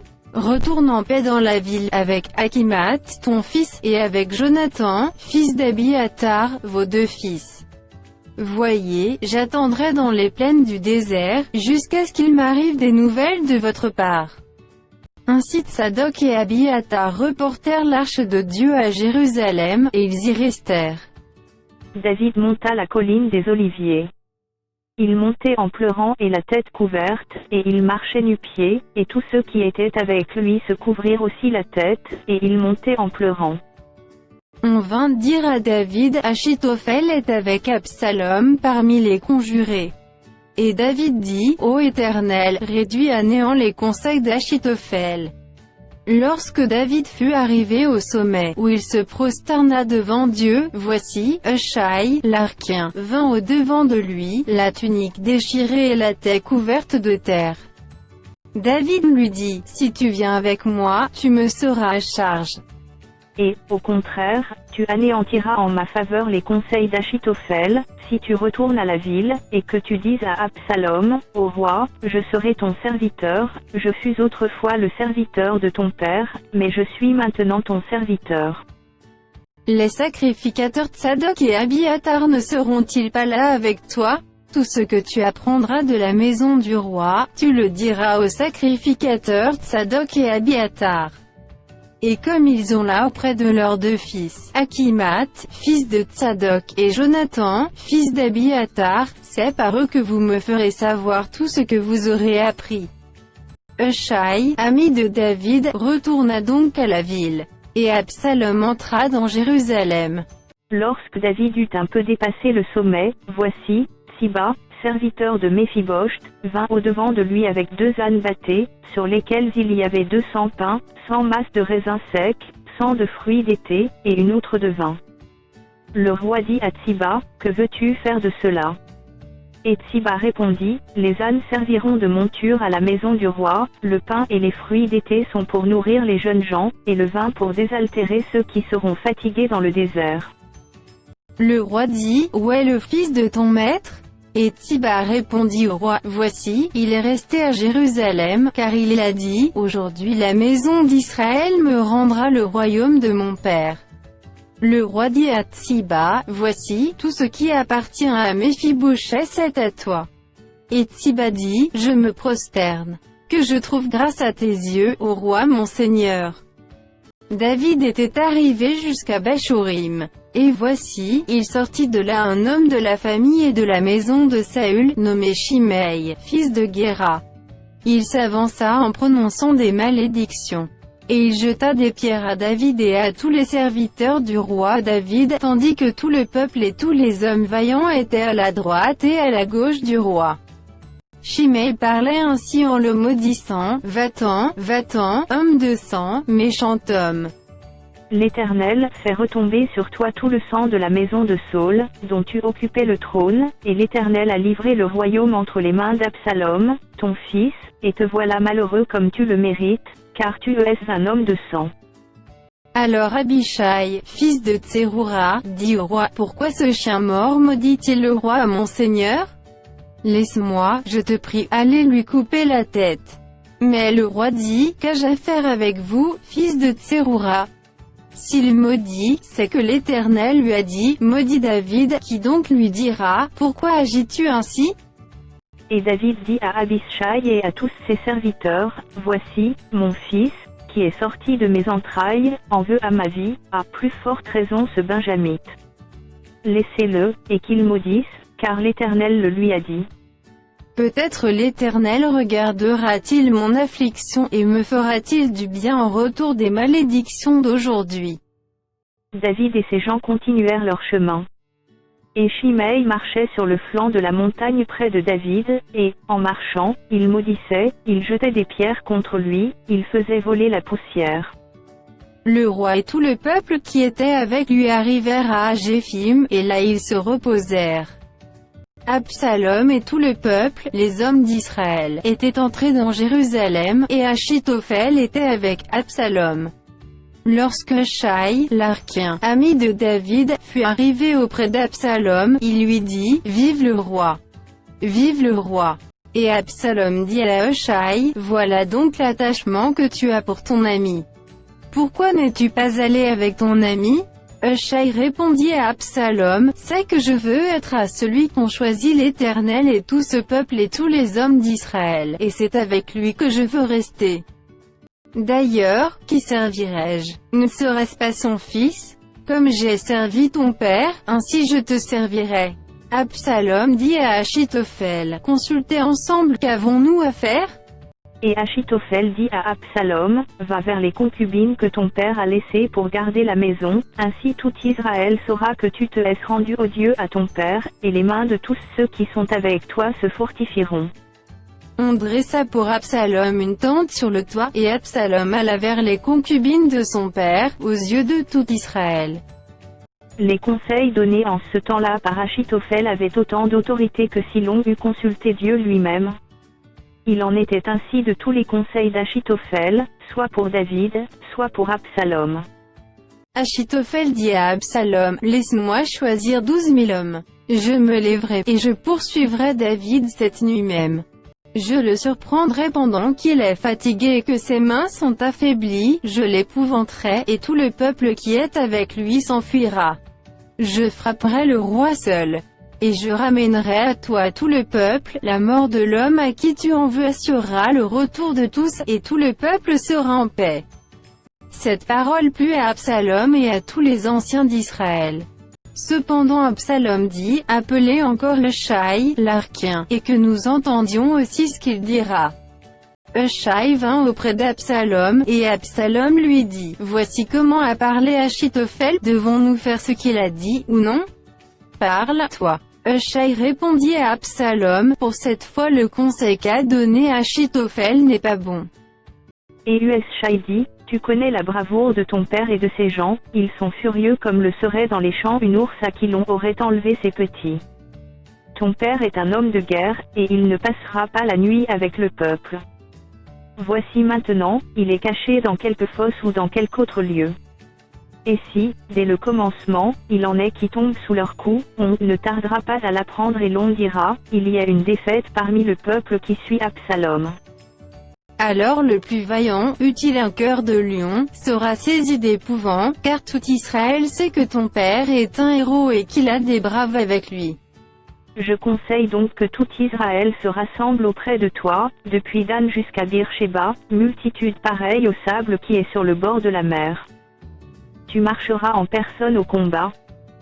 Nous arriverons à lui en quelque lieu que nous le trouvions, et nous tomberons sur lui comme la rosée tombe sur le sol, et pas un n'échappera, ni lui ni aucun des hommes qui sont avec lui. S'il se retire dans une ville, tout Israël portera des cordes vers cette ville, et nous la traînerons au torrent, jusqu'à ce qu'on n'en trouve plus une pierre. » Absalom et tous les gens d'Israël dirent, « Le conseil de Hushai, l'Archien, vaut mieux que le conseil d'Achitophel. » Or l'Éternel avait résolu d'anéantir le bon conseil d'Achitophel, afin d'amener le malheur sur Absalom. Hushai dit aux sacrificateurs Sadok et Abiatar, « Achitophel a donné tel et tel conseil à Absalom et aux anciens d'Israël, et moi, j'ai conseillé telle et telle chose. Maintenant, envoyez tout de suite informer David et faites-le lui dire, ne passe point la nuit dans les plaines du désert, mais va plus loin, de peur que le roi et tout le peuple qui est avec lui ne soient exposés à périr. » Jonathan et Achimath se tenaient à Enrogel. Une servante vint leur dire d'aller informer le roi David, car il n'osait pas se montrer et entrer dans la ville. Un jeune homme les aperçut, et le rapporta à Absalom. Mais ils partirent tous deux en hâte, et ils arrivèrent à Bachurim à la maison d'un homme qui avait un puits dans sa cour, et ils y descendirent. La femme prit une couverture qu'elle étendit sur l'ouverture du puits, et elle y répandit du grain pilé pour qu'on ne se doutât de rien. Les serviteurs d'Absalom entrèrent dans la maison auprès de cette femme, et dirent, « Où sont Achima et Jonathan ?» La femme leur répondit, « Ils ont passé le ruisseau. » Ils cherchèrent, et ne les trouvant pas, ils retournèrent à Jérusalem. Après leur départ, Achima et Jonathan remontèrent du puits et allèrent informer le roi David. Ils dirent à David, « Levez-vous et hâtez-vous de passer l'eau, car Achitophel a conseillé contre vous telle chose. » David et tout le peuple qui était avec lui se levèrent et ils passèrent le Jourdain, à la lumière du matin, il n'y en avait pas un qui fût resté à l'écart, pas un qui n'eût passé le Jourdain. Achitophel, voyant que son conseil n'était pas suivi, sella son âne et partit pour s'en aller chez lui dans sa ville. Il donna ses ordres à sa maison, et il s'étrangla. C'est ainsi qu'il mourut, et on l'enterra dans le sépulcre de son père. David arriva à Mahanaïm, et Absalom passa le Jourdain, lui et tous les hommes d'Israël avec lui. Absalom mit Amasa à la tête de l'armée, en remplacement de Joab. Amasa était fils d'un homme appelé Jitra, l'Israélite, qui était allé vers Abigal, fille de Nachash-Chesseur de Tserugia, mère de Joab. Israël et Absalom campèrent dans le pays de Galaad. Lorsque David fut arrivé à Mahanaïm, Shobi, fils de Natchash, de Rabat des fils d'Amon, Makir, fils d'Amiel, de Lodebar, et Barzillai, le Galaadite de Rogelin, apportèrent des lits, des bassins, des vases de terre, du froment, de l'orge, de la farine, du grain rôti, des fèves, des lentilles, des pois rôtis, du miel, de la crème, des brebis, et des fromages de vache. Ils apportèrent ces choses à David et au peuple qui était avec lui, afin qu'ils mangeassent, car ils disaient, « Ce peuple a dû souffrir de la faim, de la fatigue et de la soif, dans le désert. » David passa en revue le peuple qui était avec lui, et il établit sur eux des chefs de milliers et des chefs de centaines. Il plaça le tiers du peuple sous le commandement de Joab, le tiers sous celui d'Abishai, fils de Tserugia, frère de Joab, et le tiers sous celui d'Itaï, de Gath. Et le roi dit au peuple, moi aussi, je veux sortir avec vous. Mais le peuple dit, tu ne sortiras point. Car si nous prenons la fuite, ce n'est pas sur nous que l'attention se portera, et quand la moitié d'entre nous succomberait, on n'y ferait pas attention, mais toi, tu es comme 10 000 de nous, et maintenant il vaut mieux que de la ville tu puisses venir à notre secours. Le roi leur répondit, je ferai ce qui vous paraît bon. Et le roi se tint à côté de la porte pendant que tout le peuple sortait par centaines et par milliers. Le roi donna cet ordre à Joab, à Abishai et à Itaï, pour l'amour de moi, doucement avec le jeune Absalom.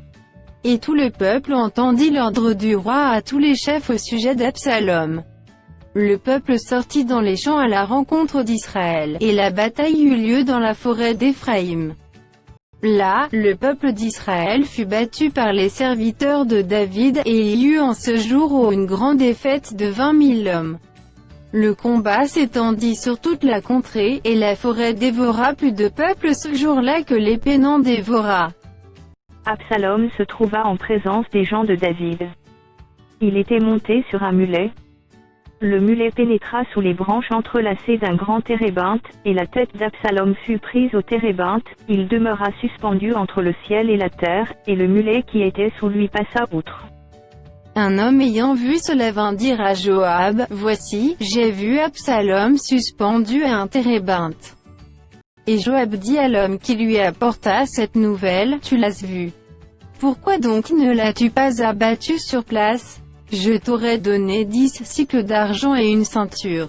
Mais cet homme dit à Joab, quand je pèserai dans ma main 1000 cycles d'argent, je ne mettrai pas la main sur le fils du roi, car nous avons entendu cet ordre que le roi t'a donné, à toi, à Abishai et à Itaï, prenez garde chacun au jeune Absalom. Et si j'eusse attenté perfidement à sa vie, rien n'aurait été caché au roi et tu aurais été toi-même contre moi. Joab dit, je ne m'arrêterai pas auprès de toi. Et il prit en main 3 javelots, et les enfonça dans le cœur d'Absalom encore plein de vie au milieu du térébinthe. 10 jeunes gens, qui portaient les armes de Joab, entourèrent Absalom, le frappèrent et le firent mourir. Joab fit sonner de la trompette, et le peuple revint, cessant ainsi de poursuivre Israël, parce que Joab l'en empêcha. Ils prirent Absalom, le jetèrent dans une grande fosse au milieu de la forêt, et mirent sur lui un très grand monceau de pierres. Tout Israël s'enfuit, chacun dans sa tente. De son vivant, Absalom s'était fait ériger un monument dans la vallée du roi, car il disait, je n'ai point de fils par qui le souvenir de mon nom puisse être conservé. Et il donna son propre nom au monument, qu'on appelle encore aujourd'hui monument d'Absalom. Achimat, fils de Tsadok, dit, laisse-moi courir, et porter au roi la bonne nouvelle que l'Éternel lui a rendu justice en le délivrant de la main de ses ennemis. Joab lui dit, ce n'est pas toi qui dois porter aujourd'hui les nouvelles, tu les porteras un autre jour, mais non aujourd'hui, puisque le fils du roi est mort. Et Joab dit à Kouski, va et annonce au roi ce que tu as vu. Kouski se prosterna devant Joab, et courut. Achima, fils de Tsadok, dit encore à Joab, quoi qu'il arrive, laisse-moi courir après Kouski. Et Joab dit, pourquoi veux-tu courir, mon fils? Ce n'est pas un message qui te sera profitable. Quoi qu'il arrive, je veux courir, reprit Achimat. Et Joab lui dit, cours. Achimat courut par le chemin de la plaine, et il devança Kouski. David était assis entre les 2 portes. La sentinelle alla sur le toit de la porte vers la muraille, elle leva les yeux et regarda. Et voici, un homme courait tout seul. La sentinelle cria, et avertit le roi. Le roi dit, s'il est seul, il apporte des nouvelles. Et cet homme arrivait toujours plus près.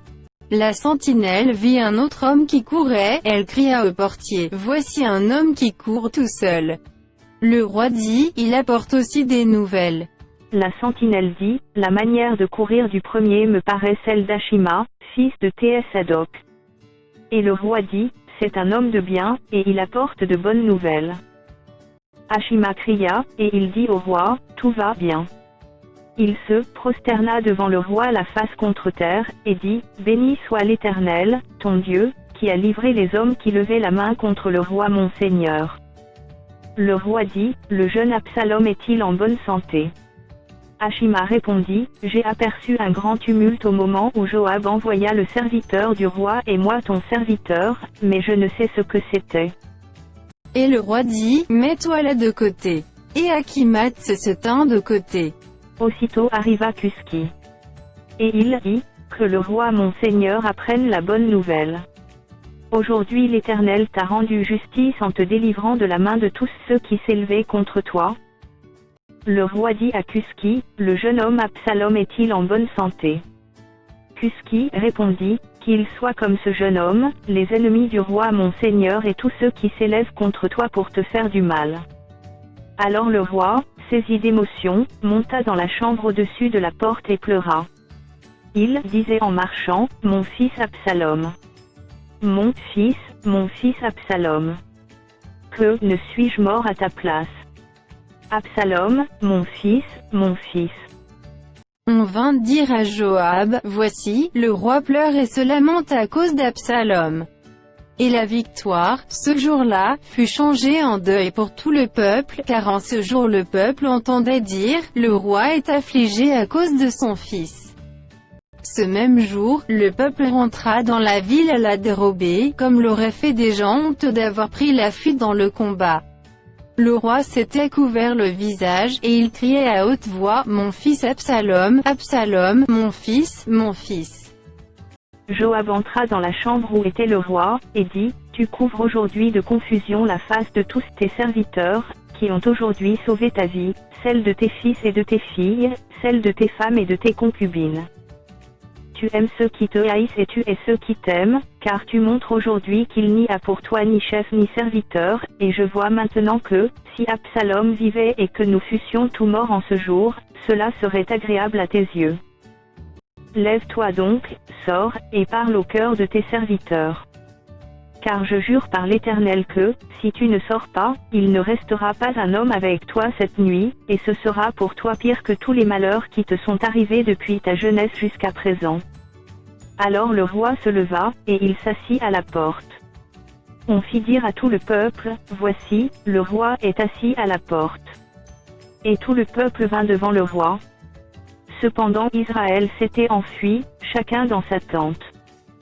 Et dans toutes les tribus d'Israël, tout le peuple était en contestation, disant, le roi nous a délivrés de la main de nos ennemis, c'est lui qui nous a sauvés de la main des Philistins, et maintenant il a dû fuir du pays devant Absalom. Or Absalom, que nous avions un pour qu'il régnât sur nous, est mort dans la bataille. Pourquoi ne parlez-vous pas de faire revenir le roi?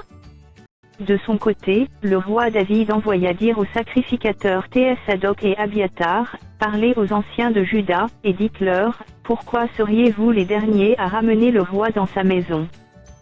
Car ce qui se disait dans tout Israël était parvenu jusqu'au roi. Vous êtes mes frères, vous êtes mes os et ma chair, pourquoi seriez-vous les derniers à ramener le roi? Vous direz aussi à Amasa, n'es-tu pas mon os et ma chair? Que Dieu me traite dans toute sa rigueur, si tu ne deviens pas devant moi pour toujours chef de l'armée à la place de Joab. David fléchit le cœur de tous ceux de Juda comme s'ils n'eussent été qu'un seul homme, et ils envoyèrent dire au roi, reviens, toi, et tous tes serviteurs. Le roi revint et arriva jusqu'au Jourdain, et Juda se rendit à Gilgal, afin d'aller à la rencontre du roi et de lui faire passer le Jourdain.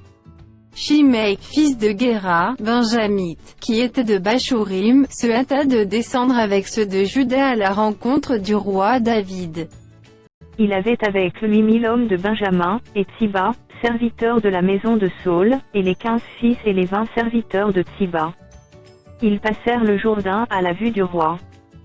Le bateau, mis à la disposition du roi, faisait la traversée pour transporter sa maison, et au moment où le roi allait passer le Jourdain, Shimei, fils de Géra, se prosterna devant lui. Et il dit au roi, que mon Seigneur ne tienne pas compte de mon iniquité, qu'il oublie que ton serviteur l'a offensé le jour où le roi mon Seigneur sortait de Jérusalem, et que le roi n'y ait point égard. car ton serviteur reconnaît qu'il a péché. Et voici, je viens aujourd'hui le premier de toute la maison de Joseph à la rencontre du roi mon seigneur. » Alors Abishai, fils de Tseroura, prit la parole et dit, « Shimei ne doit-il pas mourir pour avoir maudit loin de l'Éternel ?» Mais David dit, « Qu'ai-je à faire avec vous, fils de Tserugia, et pourquoi vous montrez-vous aujourd'hui mes adversaires? Aujourd'hui ferait-on mourir un homme en Israël? Ne sais-je donc pas que je règne aujourd'hui sur Israël? » Et le roi dit à Shimei, « Tu ne mourras point. » Et le roi le lui jura. Méphibosheth, fils de Saul, descendit aussi à la rencontre du roi. Il n'avait point soigné ses pieds, ni fait sa barbe, ni lavé ses vêtements, depuis le jour où le roi s'en était allé jusqu'à celui où il revenait en paix. Lorsqu'il se rendit au devant du roi à Jérusalem, le roi lui dit, « Pourquoi n'es-tu pas venu avec moi, Méphibosheth ?» Et il répondit, « Ô roi mon seigneur, mon serviteur m'a trompé, car ton serviteur, qui est boiteux, avait dit, je ferai sceller mon âne, je le monterai, et j'irai avec le roi. Et il a calomnié ton serviteur auprès de mon seigneur le roi. Mais mon seigneur le roi est comme un ange de Dieu. Fais ce qui te semblera bon. Car tous ceux de la maison de mon père n'ont été que des gens dignes de mort devant le roi mon seigneur, et cependant tu as mis ton serviteur au nombre de ceux qui mangent à ta table. Quel droit puis-je encore avoir, et qu'ai-je à demander au roi? » Le roi lui dit, « À quoi bon toutes tes paroles? Je l'ai déclaré, toi et Tsiba, vous partagerez les terres. » Et Méphibosheth dit au roi qu'il prenne même le tout, puisque le roi mon seigneur entre en paix dans sa maison. Barzillai, le Galaadite, descendit de Roglin, et passa le Jourdain avec le roi, pour l'accompagner jusqu'au-delà du Jourdain. Barzillai était très vieux, âgé de 80 ans. Il avait entretenu le roi pendant son séjour à Mahanaïm, car c'était un homme fort riche. Le roi dit à Barzillai, « Viens avec moi, je te nourrirai chez moi à Jérusalem. » Mais Barzillai répondit au roi, « Combien d'années vivrai-je encore pour que je monte avec le roi à Jérusalem? Je suis aujourd'hui âgé de 80 ans. Puis-je connaître ce qui est bon et ce qui est mauvais? Ton serviteur peut-il savourer ce qu'il mange et ce qu'il boit? Puis-je encore entendre la voix des chanteurs et des chanteuses? Et pourquoi ton serviteur serait-il encore à charge à mon seigneur le roi? Ton serviteur ira un peu au-delà du Jourdain avec le roi. Pourquoi, d'ailleurs, le roi m'accorderait-il ce bienfait? Que ton serviteur s'en retourne, et que je meure dans ma ville, près du sépulcre de mon père et de ma mère. Mais voici ton serviteur Kimam, qui passera avec le roi mon seigneur, fais pour lui ce que tu trouveras bon. » Le roi dit, « Que Kimam passe avec moi, et je ferai pour lui ce qui te plaira, tout ce que tu désireras de moi, je te l'accorderai. » Quand tout le peuple eut passé le Jourdain et que le roi lui aussi passé, le roi baisa Barzillai et le bénit. Et Barzillai retourna dans sa demeure. Le roi se dirigea vers Gilgal, et Kimam l'accompagna. Tout le peuple de Juda et la moitié du peuple d'Israël avaient fait passer le Jourdain au roi. Mais voici, tous les hommes d'Israël abordèrent le roi, et lui dirent, « Pourquoi nos frères, les hommes de Juda, t'ont-ils enlevé, et ont-ils fait passer le Jourdain au roi, à sa maison, et à tous les gens de David ?»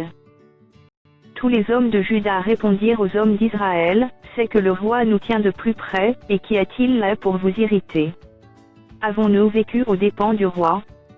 Nous a-t-il fait des présents? » Et les hommes d'Israël répondirent aux hommes de Juda, « Le roi nous appartient 10 fois autant, et David même plus qu'à vous.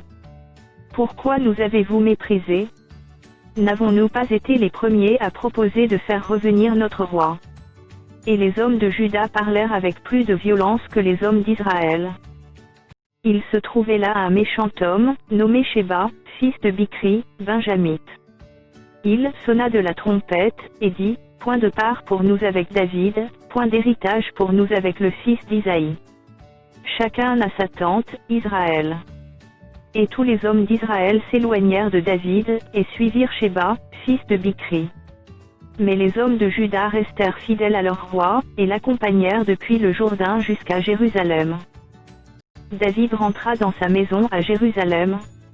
Le roi prit les 10 concubines qu'il avait laissées pour garder la maison, et il les mit dans un lieu où elles étaient séquestrées, il pourvut à leur entretien, mais il n'alla point vers elles. Et elles furent enfermées jusqu'au jour de leur mort, vivant dans un état de veuvage. Le roi dit à Amasa, convoque-moi d'ici à 3 jours les hommes de Juda, et toi, sois ici présent. Amasa partit pour convoquer Juda, mais il tarda au-delà du temps que le roi lui avait fixé. David dit alors à Abishai, Sheba, fils de Bichri, va maintenant nous faire plus de mal qu'Absalom. Prends toi-même les serviteurs de ton maître et poursuis-le, de peur qu'il ne trouve des villes fortes et ne se dérobe à nos yeux. Et Abishai partit, suivi des gens de Joab, des Kérétiens et des Pélétiens, et de tous les vaillants hommes. Ils sortirent de Jérusalem, afin de poursuivre Sheba, fils de Bichri. Lorsqu'ils furent près de la grande pierre qui est à Gabaon, Amasa arriva devant eux. Joab était ceint d'une épée par-dessus les habits dont il était revêtu, elle était attachée à ses reins dans le fourreau, d'où elle glissa, comme Joab s'avançait. Joab dit à Amasa, te portes-tu bien, mon frère? Et de la main droite il saisit la barbe d'Amasa pour le baiser. Amasa ne prit point garde à l'épée qui était dans la main de Joab, et Joab l'en frappa au ventre et répandit ses entrailles à terre, sans lui porter un second coup. Et Amasa mourut. Joab et son frère Abishai marchèrent à la poursuite de Sheba, fils de Bichri. Un homme d'entre les gens de Joab resta près d'Amasa, et il disait, qui veut de Joab et qui est pour David? Qu'il suive Joab. Amasa se roulait dans le sang au milieu de la route, et cet homme, ayant vu que tout le peuple s'arrêtait, poussa Amasa hors de la route dans un champ, et jeta sur lui un vêtement, lorsqu'il vit que tous ceux qui arrivaient près de lui s'arrêtaient. Quand il fut ôté de la route, chacun suivit Joab, afin de poursuivre Sheba, fils de Bichri. Joab traversa toutes les tribus d'Israël dans la direction d'Abel-Beth-Maaka, et tous les hommes d'élite se rassemblèrent et le suivirent. Ils vinrent assiéger Sheba dans Abel-Beth-Maaka, et ils élevèrent contre la ville une terrasse qui atteignait le rempart. Tout le peuple qui était avec Joab sapait la muraille pour la faire tomber. Alors une femme habile se mit à crier de la ville, « Écoutez, écoutez! Dites, je vous prie, à Joab, approche jusqu'ici, je veux te parler. » Il s'approcha d'elle, et la femme dit, « Es-tu Joab ?» Il répondit, « Je le suis. » Et elle lui dit, « Écoute les paroles de ta servante. » Il répondit, « J'écoute. » Et elle dit, « Autrefois on avait coutume de dire que l'on consulte Abel. » Et tout se terminait ainsi. Je suis une des villes paisibles et fidèles en Israël, et tu cherches à faire périr une ville qui est une mère en Israël. Pourquoi détruirais-tu l'héritage de l'Éternel? Joab répondit, loin, loin de moi la pensée de détruire et de ruiner. La chose n'est pas ainsi. Mais un homme de la montagne d'Éphraïm, nommé Sheba, fils de Bichri, a levé la main contre le roi David, livrez-le, lui seul, et je m'éloignerai de la ville. La femme dit à Joab, voici, sa tête te sera jetée par la muraille. Et la femme alla vers tout le peuple avec sa sagesse, et ils coupèrent la tête à Sheba, fils de Bichri, et la jetèrent à Joab. Joab sonna de la trompette, on se dispersa loin de la ville, et chacun s'en alla dans sa tente. Et Joab retourna à Jérusalem, vers le roi. Joab commandait toute l'armée d'Israël. Benaïa, fils de Jéhorada, était à la tête des Kérétiens et des Pélétiens. Adoram était préposé aux impôts. Josaphat, fils d'Achilud, était archiviste. Shéra était secrétaire. Sadok et Abiatar étaient sacrificateurs. Et Ira de Jaïr était ministre d'État de David. Du temps de David, il y eut une famine qui dura 3 ans. David chercha la face de l'Éternel, et l'Éternel dit, c'est à cause de Saül et de sa maison sanguinaire, c'est parce qu'il a fait périr les Gabaonites. Le roi appela les Gabaonites pour leur parler. Les Gabaonites n'étaient point d'entre les enfants d'Israël, mais c'était un reste des Amoréens. Les enfants d'Israël s'étaient liés envers eux par un serment, et néanmoins Saül avait voulu les frapper, dans son zèle pour les enfants d'Israël et de Juda. David dit aux Gabaonites, « Que puis-je faire pour vous, et avec quoi ferai-je expiation, afin que vous bénissiez l'héritage de l'Éternel ?» Les Gabaonites lui répondirent, « Ce n'est pas pour nous une question d'argent et d'or avec Saül et avec sa maison, et ce n'est pas à nous qu'il appartient de faire mourir personne en Israël. » Et le roi dit, « Que voulez-vous donc que je fasse pour vous ?» Ils répondirent au roi, « Puisque cet homme nous a consumés, et qu'il avait le projet de nous détruire pour nous faire disparaître de tout le territoire d'Israël. Qu'on nous livre cet homme d'entre ses fils, et nous les pendrons devant l'Éternel à Gibéa de Saül, l'élu de l'Éternel. » Et le roi dit, « Je les livrerai. » Le roi épargna Méphibosheth, fils de Jonathan, fils de Saül, à cause du serment qu'avaient fait entre eux, devant l'Éternel, David et Jonathan, fils de Saül. Mais le roi prit les 2 fils que Rispa, fille d'Aïgia, avait enfantés à Saül, Harmonie et Méphibosheth, et les 5 fils que Mérabé, fille de Saül, avait enfantés à Adriel de Mehola, fils de Barziaï. Et il les livra entre les mains des Gabaonites, qui les pendirent sur la montagne, devant l'Éternel. Tous les 7 périrent ensemble, ils furent mis à mort dans les premiers jours de la moisson, au commencement de la moisson des orges. Rispa, fille d'Aïgia, prit un sac et l'étendit sous elle contre le rocher, depuis le commencement de la moisson jusqu'à ce que la pluie du ciel tombât sur eux, et elle empêcha les oiseaux du ciel de s'approcher d'eux pendant le jour, et les bêtes des champs pendant la nuit. On informa David de ce qu'avait fait Rizpa, fille d'Adja, concubine de Saül.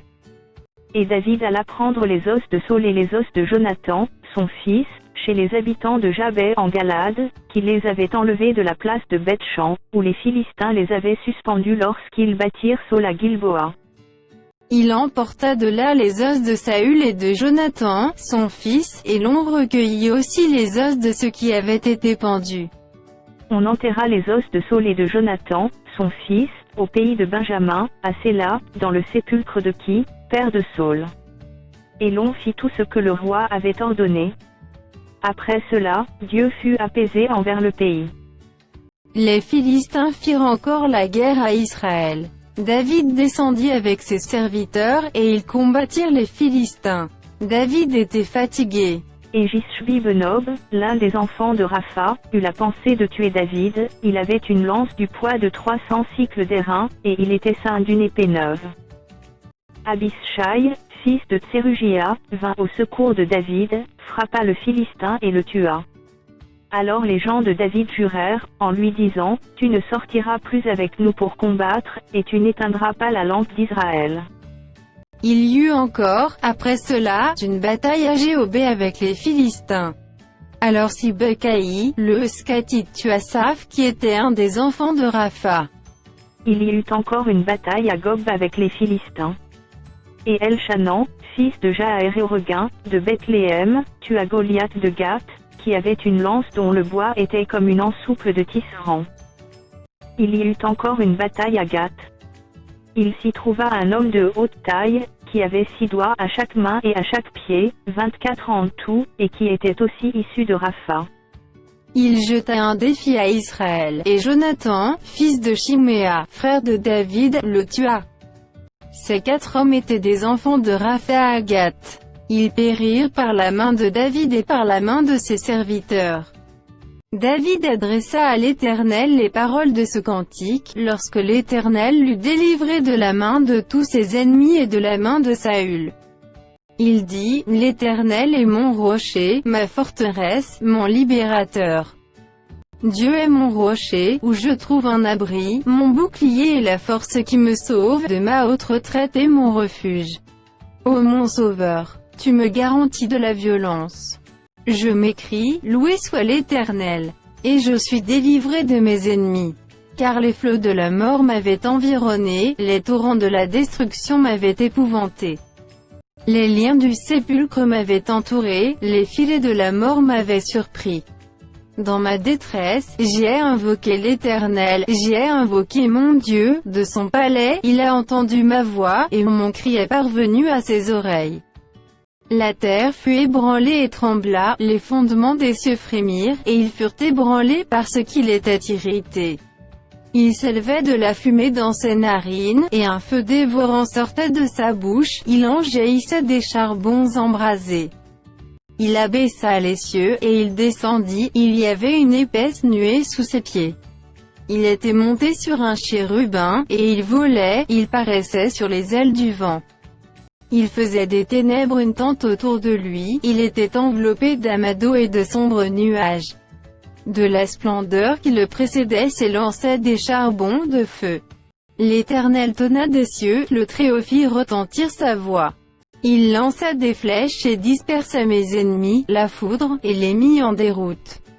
Le lit de la mer apparut, les fondements du monde furent découverts, par la menace de l'Éternel, par le bruit du souffle de ses narines. Il étendit sa main d'en haut, il me saisit, il me retira des grandes eaux. Il me délivra de mon adversaire puissant, de mes ennemis qui étaient plus forts que moi. Il m'avait surpris au jour de ma détresse, mais l'Éternel fut mon appui. Il m'a mis au large, il m'a sauvé, parce qu'il m'aime.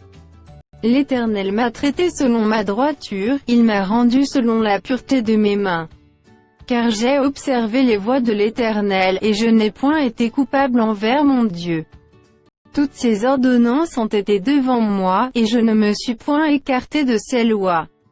J'ai été sans reproche envers lui, et je me suis tenu en garde contre mon iniquité. Aussi l'Éternel m'a rendu selon ma droiture, selon ma pureté devant ses yeux. Avec celui qui est bon tu te montres bon, avec l'homme droit tu agis selon la droiture. Avec celui qui est pur tu te montres pur, et avec le pervers tu agis selon sa perversité. Tu sauves le peuple qui s'humilie, et de ton regard, tu abaisses les orgueilleux. Oui, tu es ma lumière, ô Éternel, l'Éternel éclaire mes ténèbres. Avec toi je me précipite sur une troupe en armes, avec mon Dieu je franchis une muraille. Les voies de Dieu sont parfaites, la parole de l'Éternel est éprouvée, il est un bouclier pour tous ceux qui se confient en lui. Car qui est Dieu, si ce n'est l'Éternel? Et qui est un rocher, si ce n'est notre Dieu? C'est Dieu qui est ma puissante forteresse, et qui me conduit dans la voie droite. Il rend mes pieds semblables à ceux des biches, et il me place sur mes lieux élevés. Il exerce mes mains au combat, et mes bras tendent l'arc d'airain. Tu me donnes le bouclier de ton salut, et je deviens grand par ta bonté. Tu élargis le chemin sous mes pas, et mes pieds ne chancellent point. Je poursuis mes ennemis, et je les détruis, je ne reviens pas avant de les avoir anéantis. Je les anéantis, je les brise, et ils ne se relèvent plus, ils tombent sous mes pieds. Tu me ceins de force pour le combat, tu fais plier sous moi mes adversaires. Tu fais tourner le dos à mes ennemis devant moi, et j'extermine ceux qui me haïssent. Ils regardent autour d'eux, et personne pour les sauver. Ils crient à l'Éternel, et il ne leur répond pas. Je les broie comme la poussière de la terre, je les écrase, je les foule, comme la boue des rues. Tu me délivres des dissensions de mon peuple, tu me conserves pour chef des nations, un peuple que je ne connaissais pas m'est asservi. Les fils de l'étranger me flattent, ils m'obéissent au premier ordre. Les fils de l'étranger sont en défaillance, ils tremblent hors de leur forteresse. Vive l'Éternel, et béni soit mon rocher. Que Dieu, le rocher de mon salut, soit exalté. Le Dieu qui est mon vengeur qui m'assujettit les peuples, et qui me fait échapper à mes ennemis. Tu m'élèves au-dessus de mes adversaires, tu me délivres de l'homme violent. C'est pourquoi je te louerai parmi les nations, ô Éternel, et je chanterai à la gloire de ton nom. Il accorde de grandes délivrances à son roi, et il fait miséricorde à son oint, à David, et à sa postérité, pour toujours. Voici les dernières paroles de David. Paroles de David, fils d'Isaïe, paroles de l'homme haut placé, de loin du Dieu de Jacob, du chantre agréable d'Israël. L'Esprit de l'Éternel parle par moi, et sa parole est sur ma langue. Le Dieu d'Israël a parlé, le rocher d'Israël m'a dit, celui qui règne parmi les hommes avec justice, celui qui règne dans la crainte de Dieu. est pareille à la lumière du matin, quand le soleil brille et que la matinée est sans nuages, ses rayons après la pluie font sortir de terre la verdure. N'en est-il pas ainsi de ma maison devant Dieu, puisqu'il a fait avec moi une alliance éternelle, en tout point bien réglée et offrant pleine sécurité? Ne fera-t-il pas germer tout mon salut et tous mes désirs? Mais les méchants sont tous comme des épines que l'on rejette, et que l'on ne prend pas avec la main. Celui qui les touche s'arme d'un fer ou du bois d'une lance, et on les brûle au feu sur place. Voici les noms des vaillants hommes qui étaient au service de David. Josheb-Baschébeth, le Tachkémonite, l'un des principaux officiers. Il brandit sa lance sur 800 hommes, qu'il fit périr en une seule fois. Après lui, Éléazar, fils de Dodo, fils d'Ashoshi. Il était l'un des 3 guerriers qui affrontèrent avec David les Philistins rassemblés pour combattre, tandis que les hommes d'Israël se retiraient sur les hauteurs. Il se leva, et frappa les Philistins jusqu'à ce que sa main fût lasse et qu'elle restât attachée à son épée. L'Éternel opéra une grande délivrance ce jour-là. Le peuple revint après Éléazar, seulement pour prendre les dépouilles. Après lui, Shamma, fils d'Agoué, d'Arar. Les Philistins s'étaient rassemblés à Léchi. Il y avait là une pièce de terre remplie de lentilles, et le peuple fuyait devant les Philistins. Shamma se plaça au milieu du champ, le protégea, et battit les Philistins. Et l'Éternel opéra une grande délivrance. 3 des 30 chefs descendirent au temps de la moisson et vinrent auprès de David, dans la caverne d'Adulam, lorsqu'une troupe de Philistins était campée dans la vallée des Rephaïm. David était alors dans la forteresse, et il y avait un poste de Philistins à Bethléem. David eut un désir, et il dit, « Qui me fera boire de l'eau de la citerne qui est à la porte de Bethléem ?» Alors les 3 vaillants hommes passèrent au travers du camp des Philistins, et puisèrent de l'eau de la citerne qui est à la porte de Bethléem. Ils l'apportèrent et la présentèrent à David, mais il ne voulut pas la boire, et il la répandit devant l'Éternel. Il dit, « Loin de moi, ô Éternel, la pensée de faire cela. Boirai-je le sang de ces hommes qui sont allés au péril de leur vie ?» Et il ne voulut pas la boire. Voilà ce que firent ces 3 vaillants hommes. Abishai, frère de Joab, fils de Tseroura, était le chef des 3. Il brandit sa lance sur 300 hommes, et les tua, et il eut du renom parmi les 3. Il était le plus considéré des 3, et il fut leur chef, mais il n'égala pas les 3 premiers. Benaja, fils de Jéhojada, fils d'un homme de Kabetsel, rempli de valeur et célèbre par ses exploits. Il frappa les 2 lions de Moab. Il descendit au milieu d'une citerne, où il frappa un lion, un jour de neige.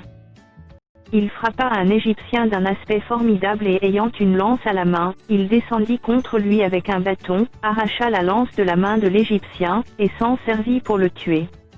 Voilà ce que fit Benaïa, fils de Jéhorada, et il eut du renom parmi les 3 vaillants hommes.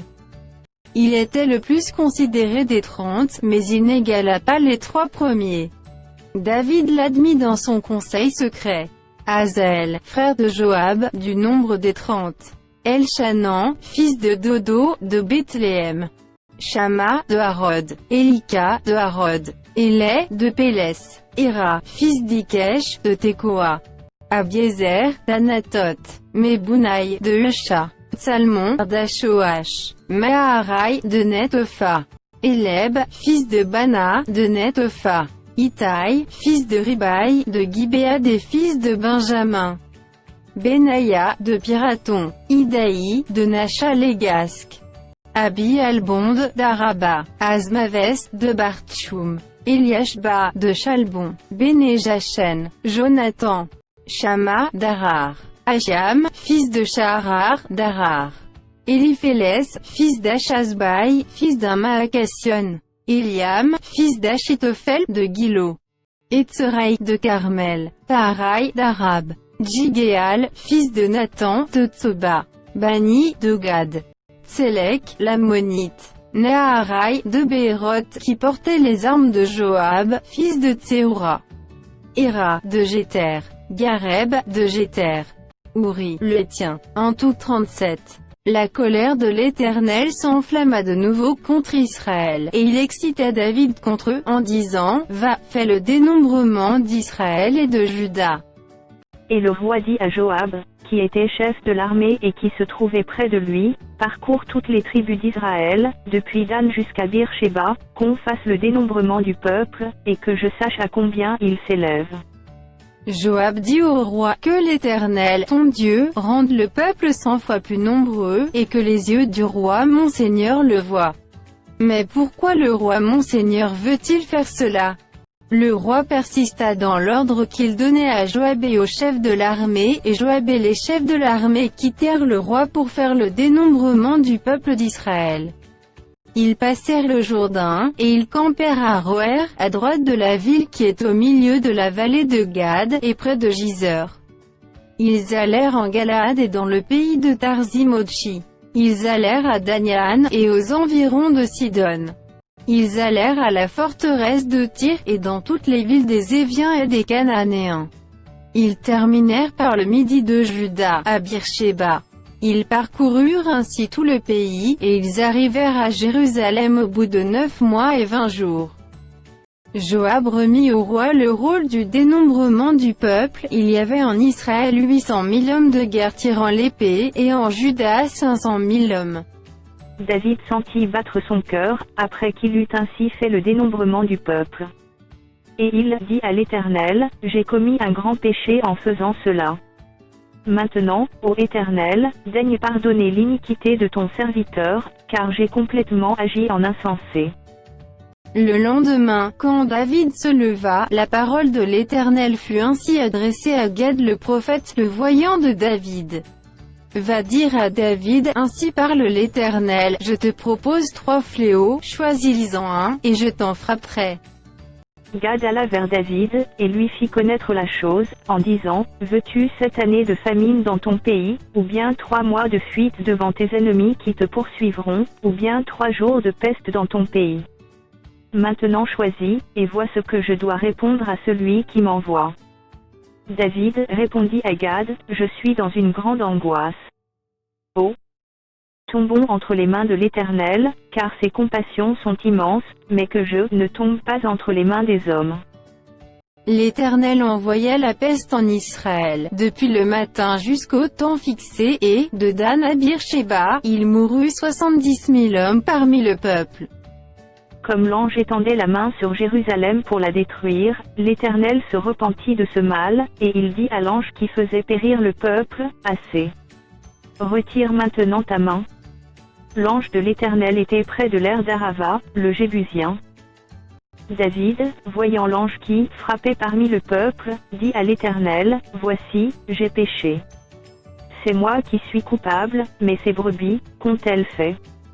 Que ta main soit donc sur moi et sur la maison de mon père. » Ce jour-là, Gad vint auprès de David, et lui dit, « Mon, élève un autel à l'Éternel dans l'aire d'Aravna, le Jébusien. » David monta, selon la parole de Gad, comme l'Éternel l'avait ordonné. Aravna regarda, et il vit le roi et ses serviteurs qui se dirigeaient vers lui, et Aravna sortit, et se prosterna devant le roi, le visage contre terre. Arava dit, « Pourquoi mon seigneur le roi vient-il vers son serviteur? » Et David répondit, « Pour acheter de toi l'air et pour y bâtir un autel à l'Éternel, afin que la plaie se retire de dessus le peuple. » Arava dit à David, « Que mon seigneur le roi prenne l'air, et qu'il y offre les sacrifices qu'il lui plaira, vois, les bœufs seront pour l'holocauste, et les chars avec l'attelage serviront de bois. » Aravna donna le tout au roi. Et Aravna dit au roi, « Que l'Éternel, ton Dieu, te soit favorable. » Mais le roi dit à Arava, « Non. Je veux l'acheter de toi à prix d'argent, et je n'offrirai point à l'Éternel, mon Dieu, des holocaustes qui ne me coûtent rien. » Et David acheta l'air et les bœufs pour 50 cycles d'argent. David bâtit là un autel à l'Éternel, et il offrit des holocaustes et des sacrifices d'action de grâce. Alors l'Éternel fut apaisé envers le pays, et la plaie se retira d'Israël.